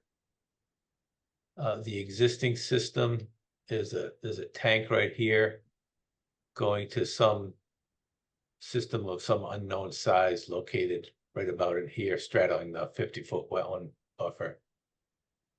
We had the wetlands formally delineated by Goddard Consulting. And there's also further off the screen, there is a channelized perennial stream. So the 200-foot riverfront area also extends onto this property. The existing backyard is all disturbed. It's currently lawn. We actually have to move the system further back to get the proper well offset. The existing system is within the 100-foot well offset. We're pushing it back here to get 116 feet off the well, which meets Title V, but does not quite meet the Sherborn regulations of 125. But it's certainly a big improvement over what's there now. We did cite it to stay outside the 50-foot buffer zone, which under the Wetlands Protection Act, DEP has determined that if we can stay outside the 50-foot buffer, the replacement septic is protective of the environment. We are grading into the 50-foot buffer in here, but as I mentioned, it is all previously disturbed. Here. As mitigation for this, we are proposing to create a no mow area. Currently, the lawn is mowed right up to the wetland flags. We're proposing to create a stone barrier here. There's a number of stones in here and here that have to be removed as part of the septic system grading. So we're proposing to move those and create a barrier here. About at the closest point here at these two flags, about 16, 17 feet. And a little bit more as the wetland line juts back out. So we're creating a new undisturbed buffer along the wetland line. And we're proposing to plant 4 trees in that area to replace the 4 trees that we have to remove in here. There's some old ornamental trees here. There's 1, 2, 3, 4 trees that have to be removed inside the 100-foot buffer. And we're proposing to put in some red maples here to create kind of that new undisturbed buffer to protect the wetlands. The rest of the area in here will be restored as lawn. And that's about it. We are proposing to put in some identification markers. We're proposing 5 of them along here to be mounted either on posts or more likely on the rocks here, if we can get a good face of the rock to mount those signs. We think this is a big improvement over what's here now. We're getting the septic system out of the groundwater table and outside the 50-foot buffer. We're reducing the amount of lawn area and creating that undisturbed buffer. And we're planting some trees out there to provide some shade habitat that really doesn't exist along the wetlands now. So I think with that, I can open it up for questions. Okay, thank you. Certainly looks like a strong and great improvement. Questions from anybody on the, I'm gonna do it now so I don't forget. Is anybody in the audience who want to comment on this or ask any questions? Okay, you can still do it later at any point. Raise your hand or just speak up. Now, any questions from commissioners?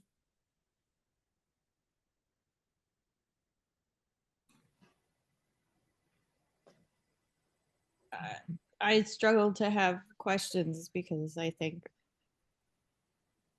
everything's covered. Certainly is nice mitigation, quite generous. And so I guess in that one area of the no mow area, does that basically make sense to just sort of let it just go back as it is without any particular management before? Is that? I guess I do have a question about it. Are there any plans for invasives management while the unmanaged area grows out? We didn't submit anything formal on that. I would suspect that the homeowner would, if he knows what an invasive looks like, he could probably pull those down so those trees survive. I think we gotta show that they're gonna survive for 2 years, so. I'm not sure if there's invasives out there now. I didn't really notice any, but I'm more asking about what ends up replacing the lawn. Like, should we add a condition to encourage just manual monitoring of what invasives come up there as the lawn reverts? Makes sense, and they We can add probably that would just do it to anyway. encourage invasive removal. Yep. okay.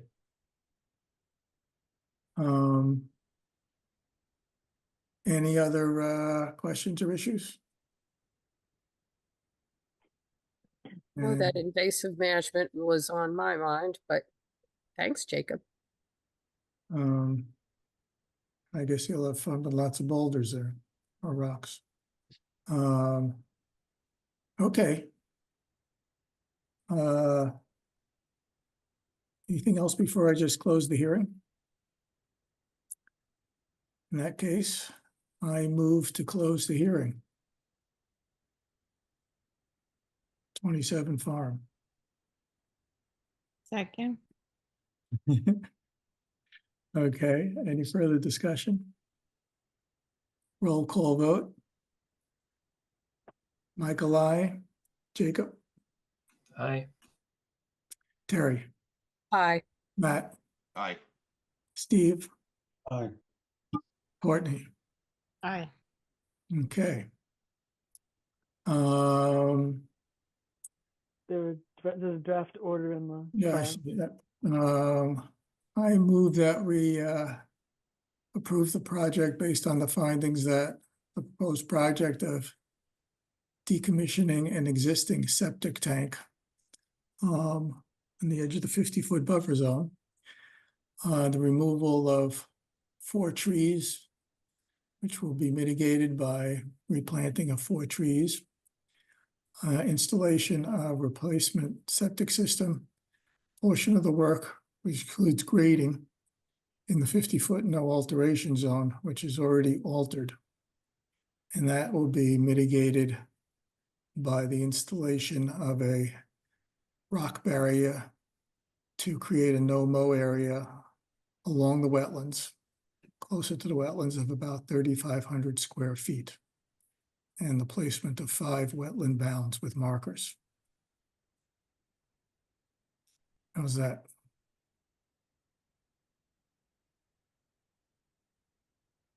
Second. Okay, any further discussion?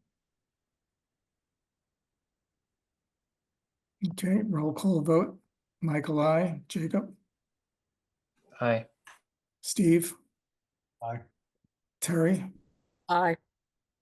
Matt, Aye. Courtney. Aye. Okay. We're done tonight on that. Well, thank you very much. I'm not sure how long it takes to draft the order of conditions, but I'm wondering if someone could send a little note over to the Board of Health so we could start their process. Yeah, they won't do it without the signed order, and we're going to put out forms for them to sign and hopefully be able to distribute things next week. That would be appreciated. I'm just trying to, before they go on their summer schedule.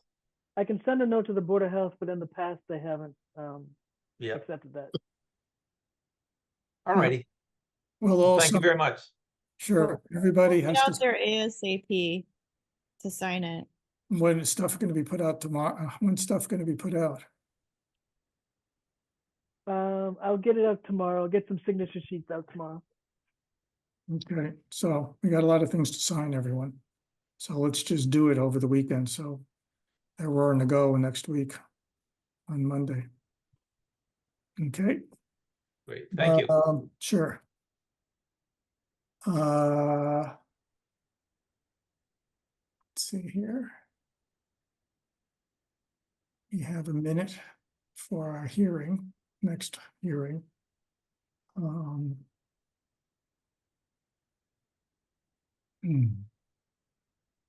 Let's see, I think this one's.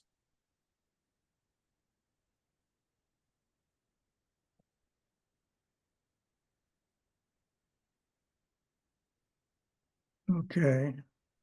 It's almost 9 o'clock. I guess we can do the administrative approvals maybe. I see a whole host of administrative approvals.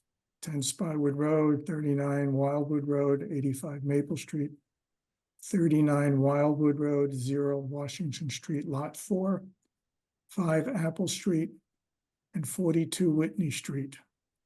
Are those all outside of jurisdiction and were approved? Yes. Okay. Taking care of that. And it's 9 o'clock.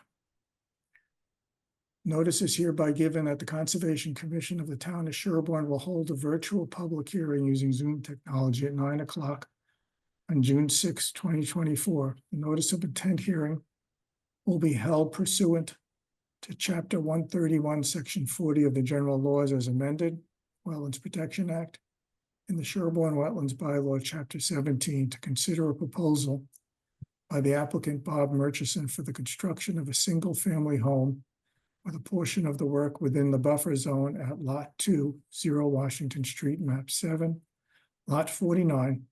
This application is available for viewing at the Sherborn Conservation Office.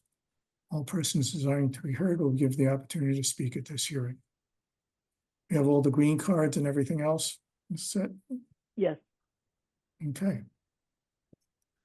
So, somebody present? Sure. We're going to do two first. Is that right, Michael? This is Okay. Yeah, lot two. Okay. we'll do two. I'm traveling. I don't have the ability to put this up. Do you want to put it up, or do you want me to talk to it, or what would you like to do? I guess I'll try to put it up.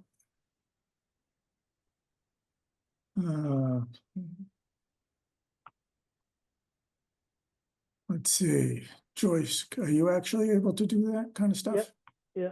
Why don't you take care of that? Thank you.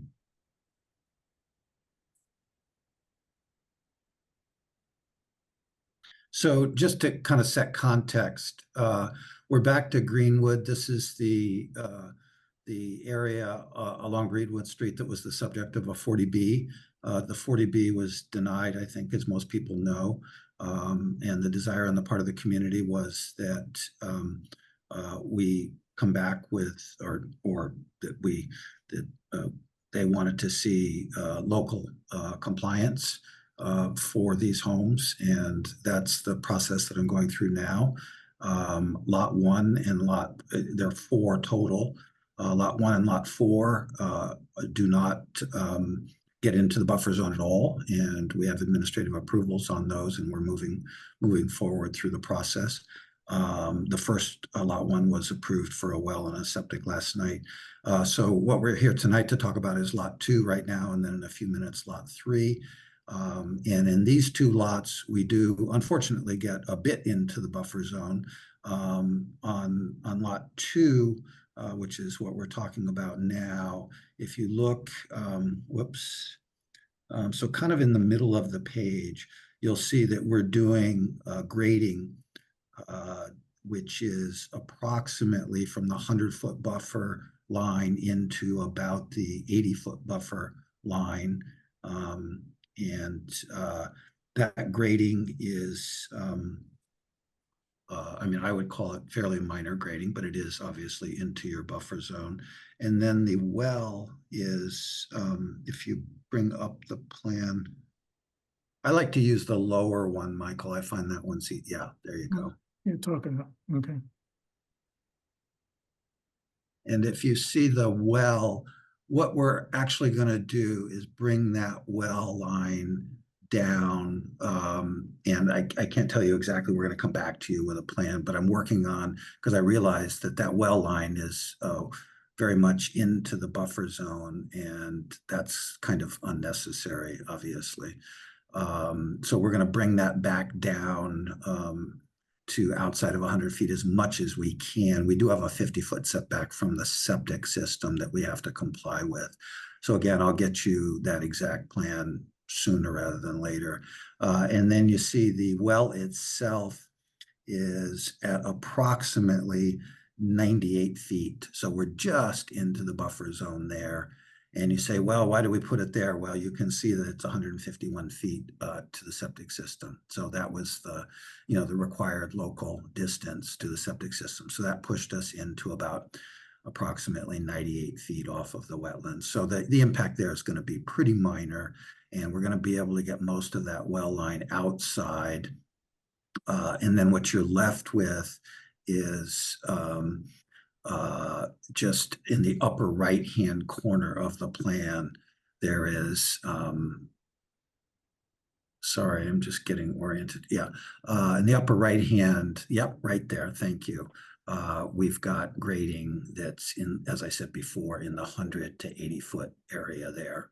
And then right near there, you'll see just off of this plan is what we're going to talk about next. That grading goes on to lot 3 and is also in the buffer zone, but we'll talk about that because it's obviously a separate hearing. And that's the extent of the work. Joyce, do you want to make any comments? And I'll just, before Joyce comments, I'll just say that Joyce kindly sent us a list of items that she wanted to see. And we're grateful that we just got it yesterday, so we weren't able to respond in time for the hearing tonight, but we'll get to that again sooner rather than later. I had just a couple of questions on what Joyce sent, which I can address now, or if Joyce wants to make comments No, first. go right ahead. My questions were, so just to give you a little bit of numbers before I do that, I just did some calculations on square feet. So on lot 2, I believe we have about 1,600 square feet of grading in the 80 to 100 foot buffer zone. I calculated that it's about 20 feet deep and about 80 feet wide in the buffer zone, in the outer buffer zone.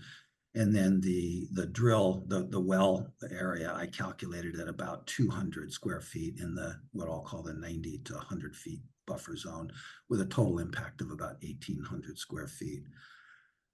My questions were, let's see, the wetlands bounds with plaques at the limit of work. I wasn't quite sure. I mean, I know what the plaques you're talking about are. It wasn't clear to me that you look for those at the limit of work or at the wetland line. That's what I didn't quite understand. Yeah, I was just questioning as to whether or not the commission would like wetland bounds with plaques and where.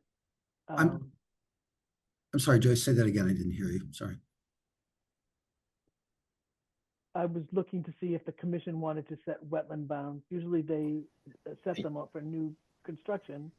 There really isn't a limit of lawn or a limit of work here that's within the 100, except that you're going to be creating this access path down to the well.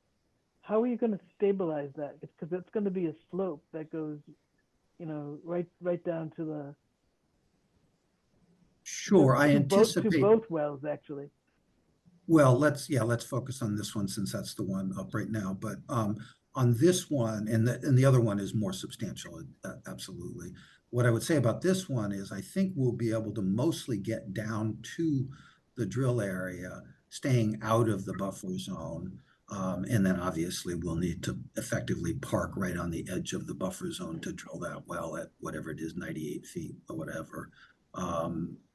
You know, we're showing erosion control around that area now.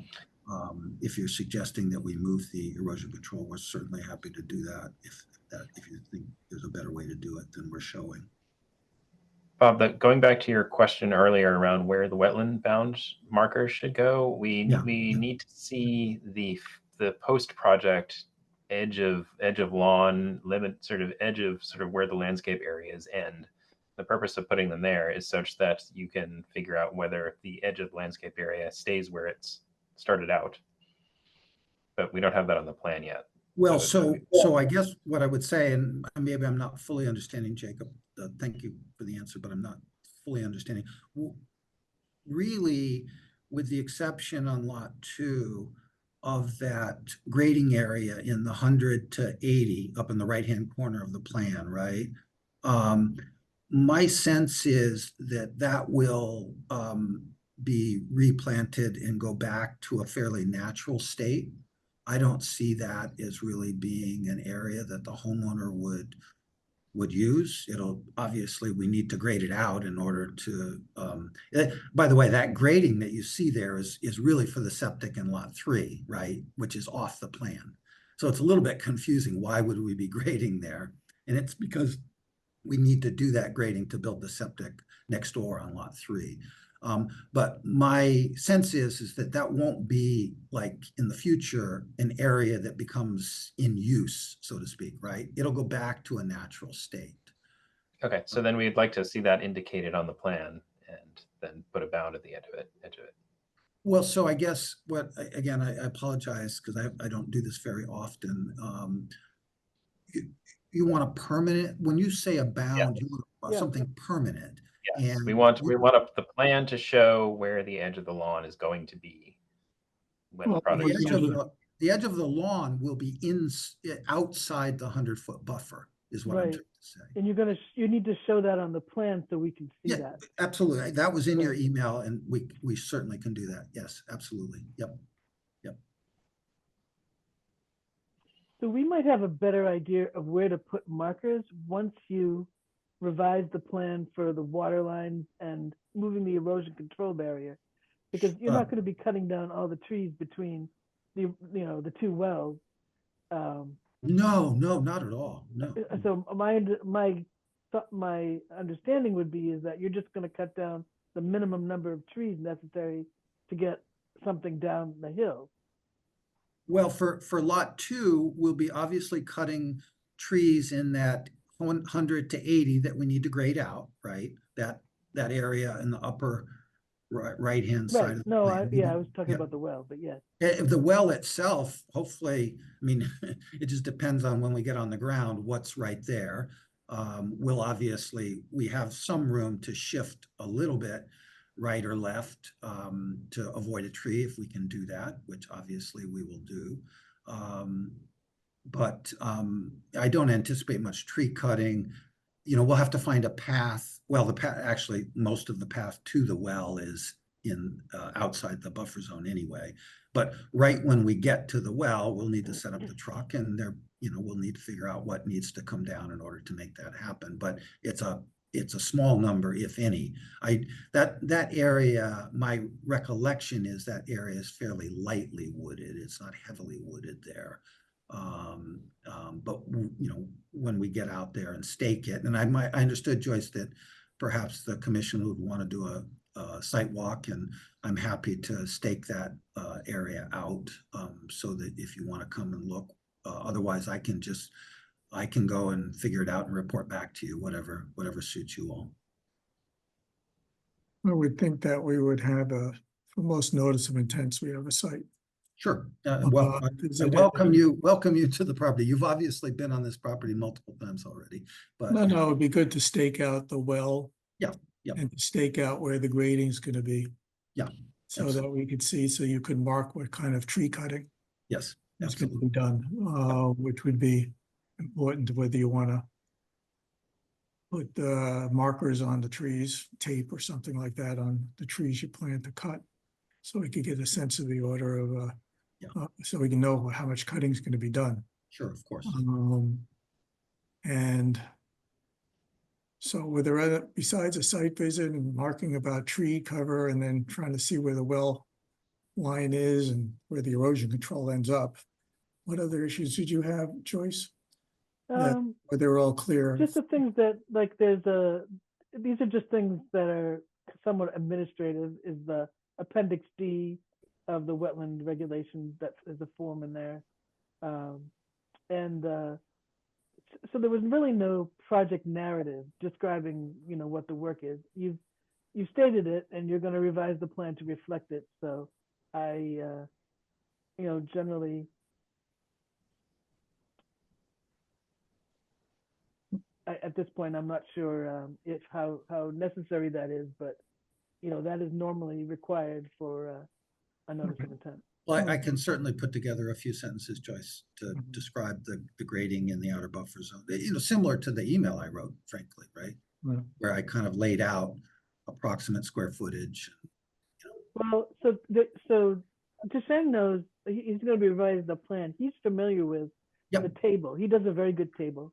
Yeah. And I'm so going to have him. He could just add his standard table to the plan. Yeah, I will have him do that. I've already checked in with him with your email. As you know, Desheng was kind of jammed up on some other things on the application, so it was a little bit do-it-yourself more than I necessarily would like. But Desheng has received your email. In fact, he's already made comments to me back this afternoon, and he didn't have any issues.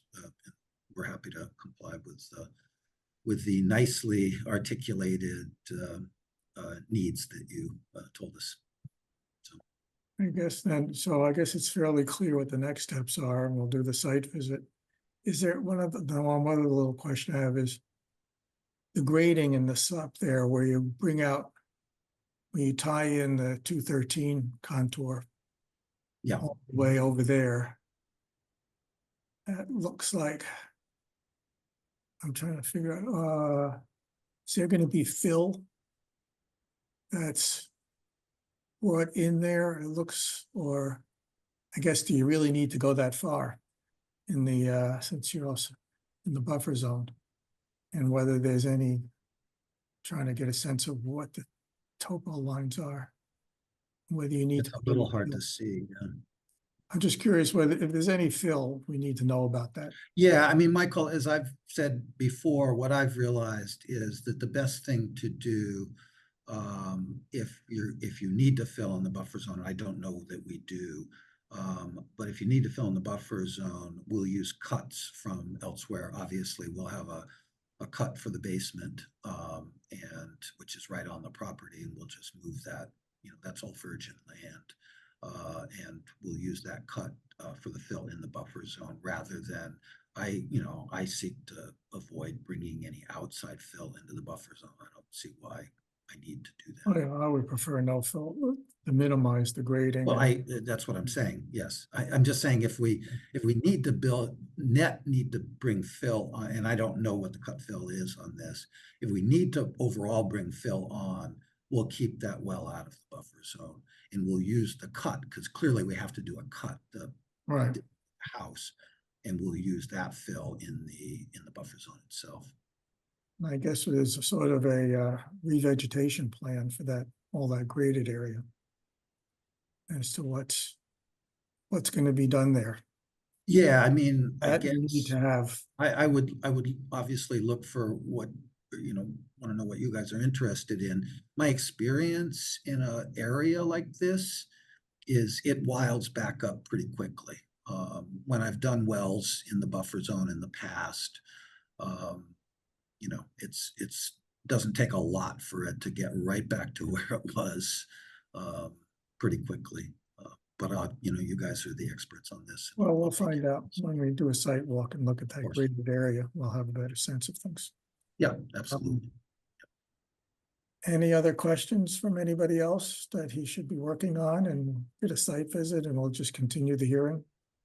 So Bob, on this, I noticed that he doesn't have any of his existing contour elevations on the plan. He's got proposed elevations, but he doesn't have any labels on the existing contours. Yeah, so it's kind of hard to see how things swirl around. Yeah, I agree with you. Is it better on the plan that's up above this one, the more detailed plan? It might be better up there. I don't know without. No, he just shows proposed contour elevations, not the existing. Yeah, I mean, the existing are on there, obviously, but they're not labeled as the They're not labeled. It would make it easier to, it's not that hard for him to label. It's just. Sure. Yeah, no problem. No problem. Obviously, anytime you put more information on the plan, it becomes harder to read, but that's the dance that, we need to do, right? Okay, I'd like to open up to any comments from the public. Or questions or any clarifications that would help. Does anybody want to speak? Okay, there'll be another opportunity at the next time when we get a little more more definitive things about things. So this is not the last, and you could also write in questions too. So this is not your last shot at this. Okay. What do And we? Do you want to try and find a date, Michael, now? That's what I'm going to do. That's the next step right now. When are we continuing this to? Will you be ready in a couple of weeks, or we have a full schedule? It'll be late at night. I don't mind, and I will be ready. This is not a lot to get out there and stake it out. So, we need to get you out there, right? Well, when do you think it'll be done in terms of us setting up a? Let's see, today is Thursday. I would think we could get it staked out by the middle of next week if that suited you.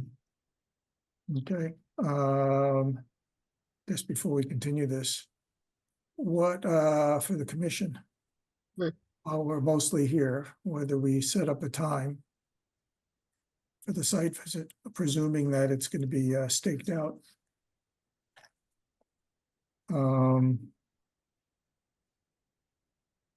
Does a weekday evening work? Let's see, we got the 13th, 14th. What do people think? Do we want to push it to the weekend? For people, or, I am booked solid that entire weekend. Weekend of it's Friday, the Friday. 14th, 15th, 16th. oh, including the Friday? Yeah. Okay, But if barring me, if everyone else could do don't it. worry, we never managed to get everybody. So it's a game. What other restrictions do people have? I don't know, there's a Thursday night too. Evening, sun doesn't set for quite a while. I'm visiting my son the 13th through the 17th, What's that? coming back. I'm visiting my son June 13th to the 17th, so I wouldn't be around for those days. Okay, I'm sort of loath not to leave it to that close to the next hearing. I'm better off on either weekends or mornings. Yeah. Weekends are okay. Matt, do you have any Weekend, yeah. weekends?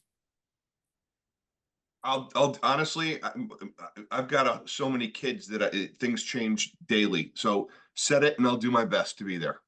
And you'll find something to avoid. Yeah, and look, if I can't make it, I'll send a kid, so it'll be good. Yeah, right, okay. Just make sure they have tick repellent, Matt. Okay. Okay, Bob's given you permission to send an emissary. Okay, Jacob, Steve, Courtney, do you, for the weekend, do we want to do it Saturday or a Sunday? I mean, Sunday's Father's Day. Okay, Saturday. Yeah. Since I guess Terry's not around, Steve's not around, Matt, I'll just go, and Jacob. What do we got, Saturday morning or afternoon or evening? Do you have any preferences, Courtney and Jacob? Morning, it would have to be that day. Okay. Courtney, let's see. We want to do it at 10 o'clock, 1 o'clock, what, 10? Early is Yeah. What? Early is better. earlier is better. 9 o'clock? Sure. Joyce, too? That's fine. Courtney? I'm up at 4 a.m., so that's not early to me. That's fine. It's lunchtime. I'm happy with earlier. Gracious. It's all right, I'm not that kind of person. Okay, Can I do it on my own or with somebody yeah, else? you can do it, you can do it, you can coordinate with Bob. And go look. If Bob, if he can email you directly. Sure. See, and Bob, why don't you email all of us when you're like the commission, when the markers are, when things are done. So that in case somebody wants to do it before then. Yeah, I mean, I think that I should meet whoever, I'm happy to do it, but I think I should, I don't think that you guys out there trying to find it on your own is a great idea. Oh, no, I didn't mean that. I just meant that once the things are staked out. Yeah, oh, yeah. Do it on Like I Monday, said, you could see it on Tuesday or who knows.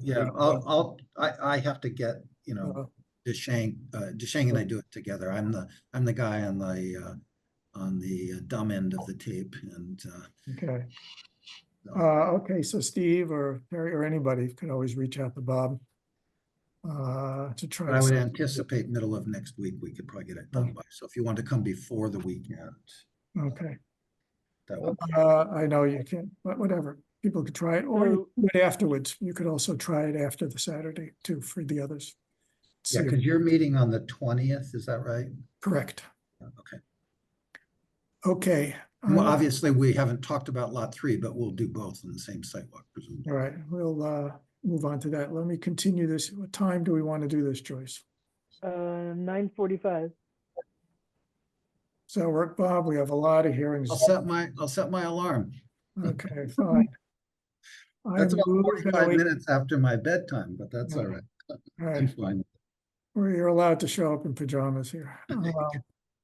Uh, Okay, I move to continue this hearing on Lot 2 Greenwood to June 20th at 9:45. Second. Any further discussion? Well, pause for a moment. That's what further discussions How for. much time do we give Farm Pond? 45 minutes? Sure. All right, then let's change that to 9:15. Oh, we could do it earlier? Yep. Well, worst comes to worst. Okay, if it takes longer at Farm Pond, then we'll see how it goes. Okay, Yeah, so, that's fine. If Oh, Farm yeah, Pond maybe. takes longer, I can wait. yeah, we I can. mean, I guess, from, if people want to come to participate. Well, yeah, that's what some people show up even earlier. Okay, I'm amending the motion. Any abutters? Comments? I think Michael even did it at the beginning, just to be extra sure too. No, okay. I take back my other one. I move to continue this hearing for Lot 2 to June 20th at 9:15. Second.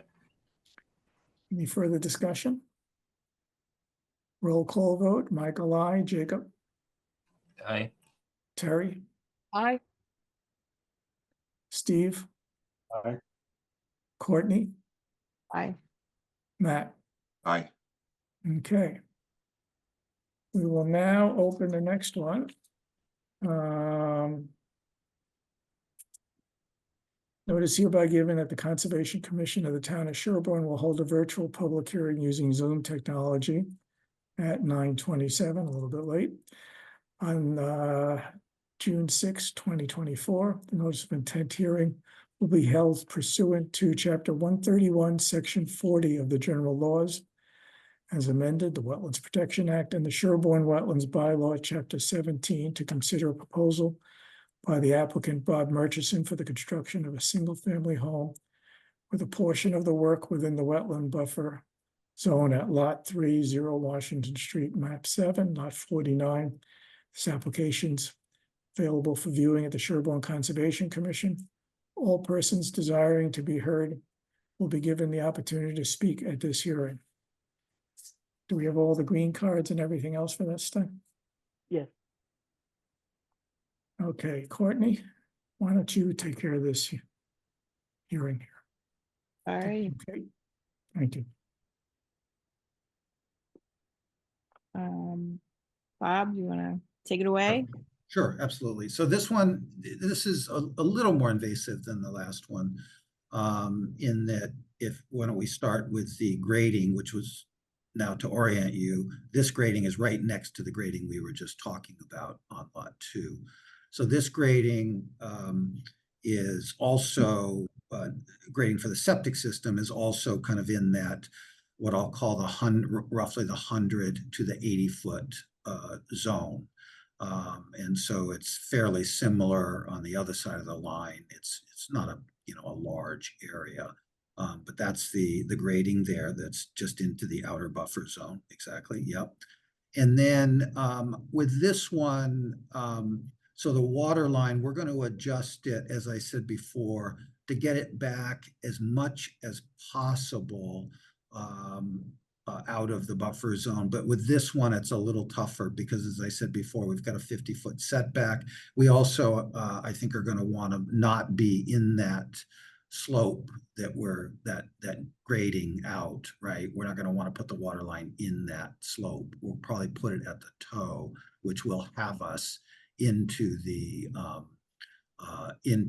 outer buffer zone. But on the other hand, we're already disturbing that with the grading, right? If we go right at the toe. So that water line will go along the toe and then come around the corner of the property line. Yeah, perfect, absolutely. And then it'll come right down that property line, which is probably, 60, 65 feet off the wetlands in that area. With a water line, you can snake it to a certain extent. So once we get on the ground, we should be able to try to minimize any cutting of trees as we do that. And then the well itself is just outside the 50-foot zone. I think it's right around 51 feet off the wetlands. And so, you know, that's definitely deeper in to the buffer. And the good news there is that I've done that before. I've drilled wells right around that same kind of area of a buffer zone, and they tend to come back very, very quickly and wild up. Once you get out of there, you get in, you get your work done, and you get out of there, and it really comes back pretty nicely. But it is definitely, more invasive from your perspective than the last one, because we're into the 51 feet off of the wetlands. That is where it needs to go. Unfortunately, you see the distance to the septic, I believe, I can't quite read that, but I think it says 151 feet, and we need to be 150 to meet the local regulation. So that's why we put it there. It was quite the puzzle, to be honest, to get all of these to try and as hard as we could to stay out of your jurisdiction, and yet at the same time meet the distance requirements. But this is what we came up with. Great. Thank you. Sure. Joyce, did you have any comments, or essentially? Essentially, it was the comments? same comments as the original. And once he revises the plan, so there was no way for you to maintain the well separation on the other side of the house.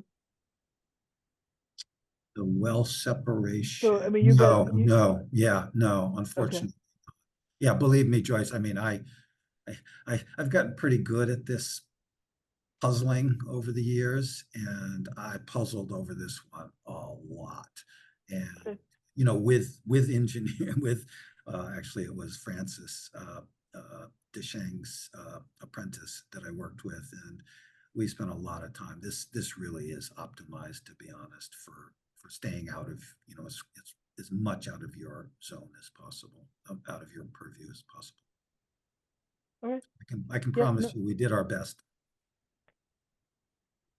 It was the exact same comments as the other. Although, I'll ask about the well line, even if you bring it in to the toe there, right? I guess, how are we going to assess the amount of disturbance of tree removal and other kind of, I guess it's mainly the tree removal that'll happen from this.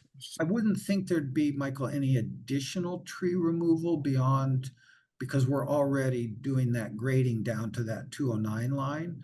And I would imagine, so we're gonna, any trees, kind of south of that 209 line back to the 100-foot line, well, even beyond the 100-foot line, obviously, are going to come out. And so I don't think the well line itself will cause any additional tree removal there, because we'll just run it right along where we've had to clear down to. And then, like I said, I think the well line running along that property line to the, what is it, more the west, but I guess a little bit the southwest. I'm hoping that, and again, this is one of those things you really do on the ground, right? But because you can, you have a fair amount of flexibility snaking that line, snaking that trench along. It has to go down, obviously, the 4+ feet. Right, yeah, that's what I'm concerned about, is that stretch along the property line. Yeah. Isn't that kind of art? Can you do that without disturbing enough roots that you're effectively removing trees, even if you don't? Yeah, my experience, Jacob, in these really wild areas like this is you don't lose a lot. Like I said, it's amazing. When I did Abbey Road, and I dug those wells down in the woods, and man, it just all came back very quickly. It's just such a wild area to be. It's not like we're clearing it to make it a yard, right? We're just going in there, we're laying down the line, we're getting out of there, and hopefully never to go back in again. Unless you have maybe to replace a pump, which is much less invasive than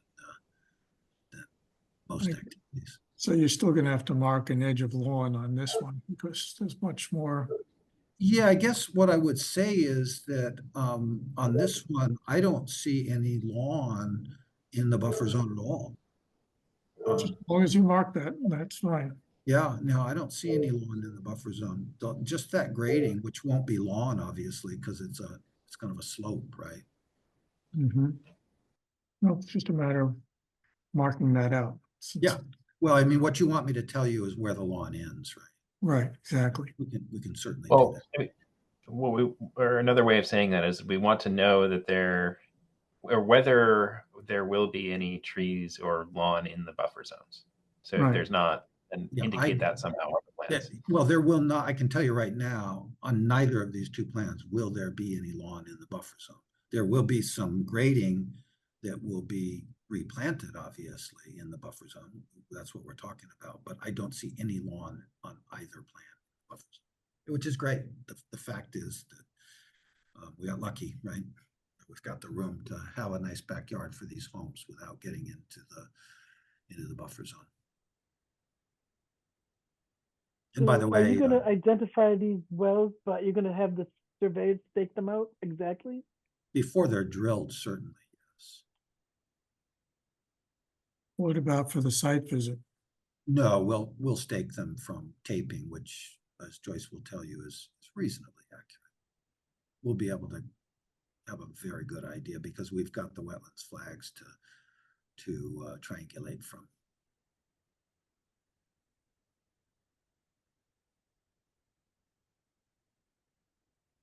Okay. But certainly the wells they'll be surveyed and staked before they're drilled because we're obviously when we're putting on a well at 151 feet and the requirement is 150, we don't want to get it wrong. It's important to get it right. And I guess maybe we need some detail about what's going to be left behind around the wellhead. My experience with it, Michael, is just the casing coming up. That's it. There seems to be some gravel and other things that often. Well, we're going to make sure all the spoils and any water that gets pumped outside the 100-foot buffer zone. Is in the regular condition, yeah. Yep. And we're And doing. so when you go to construct this, you're going to have the surveyors stake what's the approved erosion control barrier, the approved limit of work. You're not going to do that by taping it, right? The erosion control. Well, I mean, what we'll do, Joyce, as you know, is well, I mean, you've done this a million times. We're going to go in and have surveyors out there and survey everything we need to survey one time. The problem with surveying is you get killed coming out and doing constant one-offs with survey teams because it costs a couple $1,000s every time they show up at the site. So you want to make sure that you survey everything you need to survey at the same time before you begin construction. We'll survey the septic, we'll survey the foundation, we'll survey the wells, all of that stuff. And the erosion control barrier? If that's a requirement of yours. Then... Just so that we, because just so you've got things very tight. We want to be sure that it's installed where it's proposed. Well, I mean, one of the things, Joyce, obviously is we're not going to want to put that well line on the wrong side of that property line. That would be a bad mess up, right? So we're gonna want to know where we are for sure. Okay. We'll always have the pre-construction meeting to check everything out before doing work.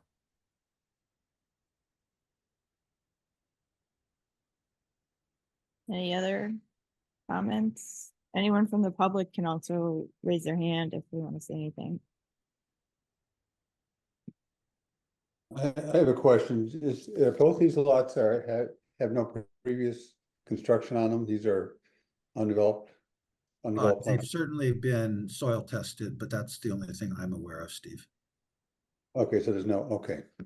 No, there's no existing anything. just they've been soil tested prior to my soil testing. Okay.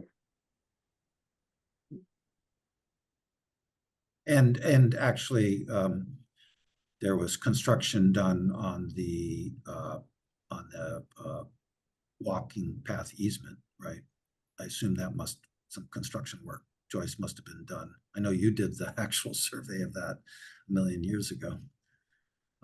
The walking path. Yeah, we actually surveyed it. Yeah, no, exactly. Yeah. All right. Does the walking path go close to those properties? Well, if you bring it back up, I can show you where it is. If you want to bring the plan back up. Yeah, yes is the answer. It's Yeah, on it the is. properties, right? Yeah. Yep. They actually weren't on the 40B lots, but now that the lots are more than twice as big, I had designed it so that the walking path would not be on these homes' property, but when we had to double the size or more than double the size of the lots, which we've now done, the path does go across. It's very wild, wooded parts of those lots that, will Would remain. you mind showing that on the map? If you bring it up, I can point it out. It's on the plan. Yeah. I put it down. Do you want to see it It's not- again? Yeah, it's not labeled, but it is there. Yeah, you can see it. It's 10 feet wide and it kind of goes at funny angles. Okay, thank you. Sure, no problem. But I actually, it's kind of nice. I don't see what we're doing as impacting the walking path. Just I mean, the there's no walking path prohibition having- on that. There's no prohibition on it, but we're not as a practical matter, we're not really developing anywhere close to those paths. All right. So we're going to continue this until 9:20. Let me ask, is there an easement for that? Yes. Yes. Okay, And actually, it's an easement that's held by the Conservation Commission, as I recall. I think so, yeah. All right. What was the date of the next meeting? May June 20th. 20th. June. Yeah, I Yeah. was like, oh, we're traveling back in time. I move that we continue this hearing to June 20th at what time? Joyce, what time was it again? 9:20. 9:20 p.m. So it's 9:15 and 9:20 on the two of them on June 20. Right. Second. And then a 9 a.m. Saturday, June 15th walk.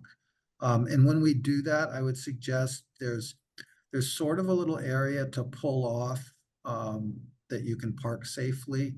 If you go more toward, if you're looking at the plan, kind of around where lot 2 is, there's a kind of an area you can pull off and park safely. Thank you. All right. We'll see you then. And we'll meet on that area. Great. Thank you guys so much. I appreciate your time. All right, any further discussion? No. Roll call vote. Courtney, aye. Terry, Aye. Michael, aye. Jacob, Aye. Steve, Aye. Matt. Aye. Thank you very much, Bob. I have to see what I just did with the agenda. If we could quickly do 2 COCs. Yes, we can quickly do 2 COCs. So the first certificate of compliance is for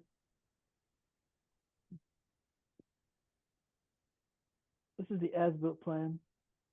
This is for 18 Lake Street. We did the permitting last year for a septic system. Dan McIntyre, this is the as-built for the project. The work was done in this area. We had asked for markers on the fence post, which have been installed, and on a revised plan Dan has sent, he's shown where the markers are. So everything's stabilized and it looks pretty good. And so looking to, sorry, looking to see if he had any pictures. Have I stopped sharing? Nope, still still sharing. sharing. Yep. Okay, so this is what it looks like out there. So it's all stabilized. Mhm. And there is our beautiful sign. Okay. All right. Does anyone have any questions? No, ma'am. Cool. So I guess I'll make a motion to issue the COC for is it 18? Yeah, 18 Lake Street, DEP file number 283439. Yep, as Joyce just stated. A second. Any discussion? Roll call vote. Courtney, aye. Terry, Aye. Michael, Aye. Jacob, Aye. Steve, Aye. Matt. Aye. Lovely.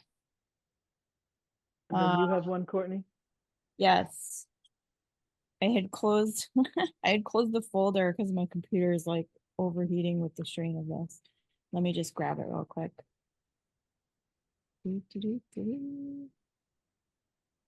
So this actually I meant to cover this and actually Rob mentioned it when we were doing one Knoll Crest, but we all forgot by the time we got to the end of that hearing. So I'm just pulling up the letter right now. So one Knoll Crest, as we had mentioned, that there was a previous order of conditions for that property. And they were gonna remove the building and grade things and build a new house. But that work was not ever fully completed and the order expired. Let me just share the letter because I don't really have any. Oh my God, I haven't done this in so long.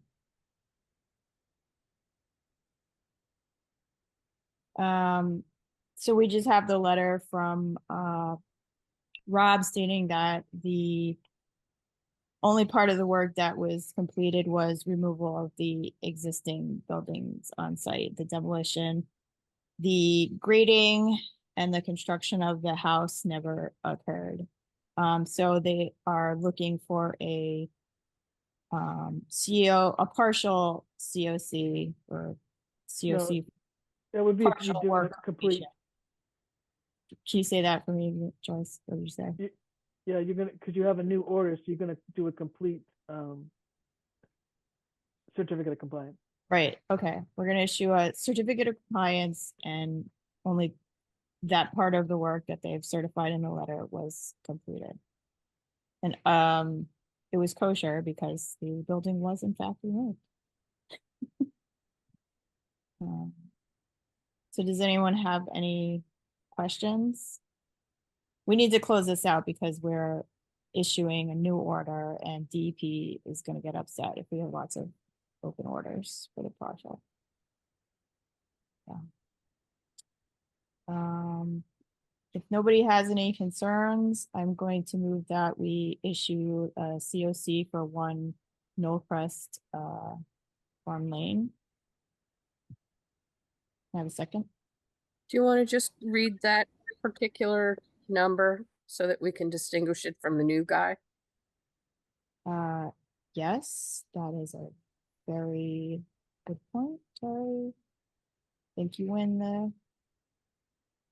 the prize tonight. So this is DEP file 283-0295. Somebody scream if I just accidentally read the wrong, but That looks correct. cool. Thank you for that amendment. So now I'll ask for a second. A second. Any further discussion? Nope. Roll call vote. Courtney, I, Terry, Aye. Michael, Aye. Jacob,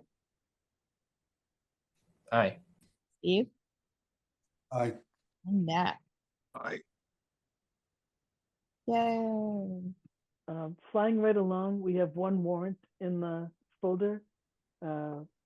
It's for the amount of $223.19. 130 goes to Beautiful Fields, and 93.19 is to WB Mason. So it's office supplies and field work. Beautiful fields.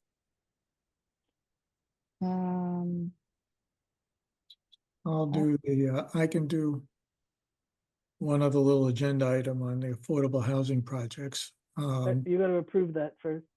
Approve the what? We don't approve. You don't approve those? No, we just read them for the Okay. record because they've already been signed and submitted. On the affordable housing projects, Farm Road Homes, I guess, is being decided by the ZBA right now. And the Washington Street Homes is being held, I don't know what you call it. It's being paused for, I think, a month or two. There are discussions going on to maybe do a different mix of projects with the developer, with the town and the developer about adjusting those two projects as well as something else on Coolidge Street. So our work on Washington Street Homes is no longer, is also being stayed while we wait to see what happens there. And that's that. I guess whether the only real thing is whether we can get through some minutes. I think we can speed through some minutes Right. and how urgent they are. And our next meeting is going to be just as jam-packed, if not more. Right. I will offer up that I looked through all of them. They all looked good enough to approve without having to page through them all. Okay. I don't know if anybody else has done it. I've read them. Courtney's fine. I've done them all as well, so. So I put on the screen here, I gotta get this thing out. I've put two of them here. If somebody wants to. Well, look so at them. I guess, would anybody like to review them right now? Because, I mean, you're more than welcome to, but I think, oh, go ahead. Go ahead, Steve. no, I do not want to review them. I do trust you all that have looked at them, and I'm sorry Okay. I've not. No. It was late notice. I apologize for that, but I just figured since several of us had looked at them and, you know, if anybody really wanted to do it, we could do it, or we could just go ahead and get these published. I'm comfortable approving them.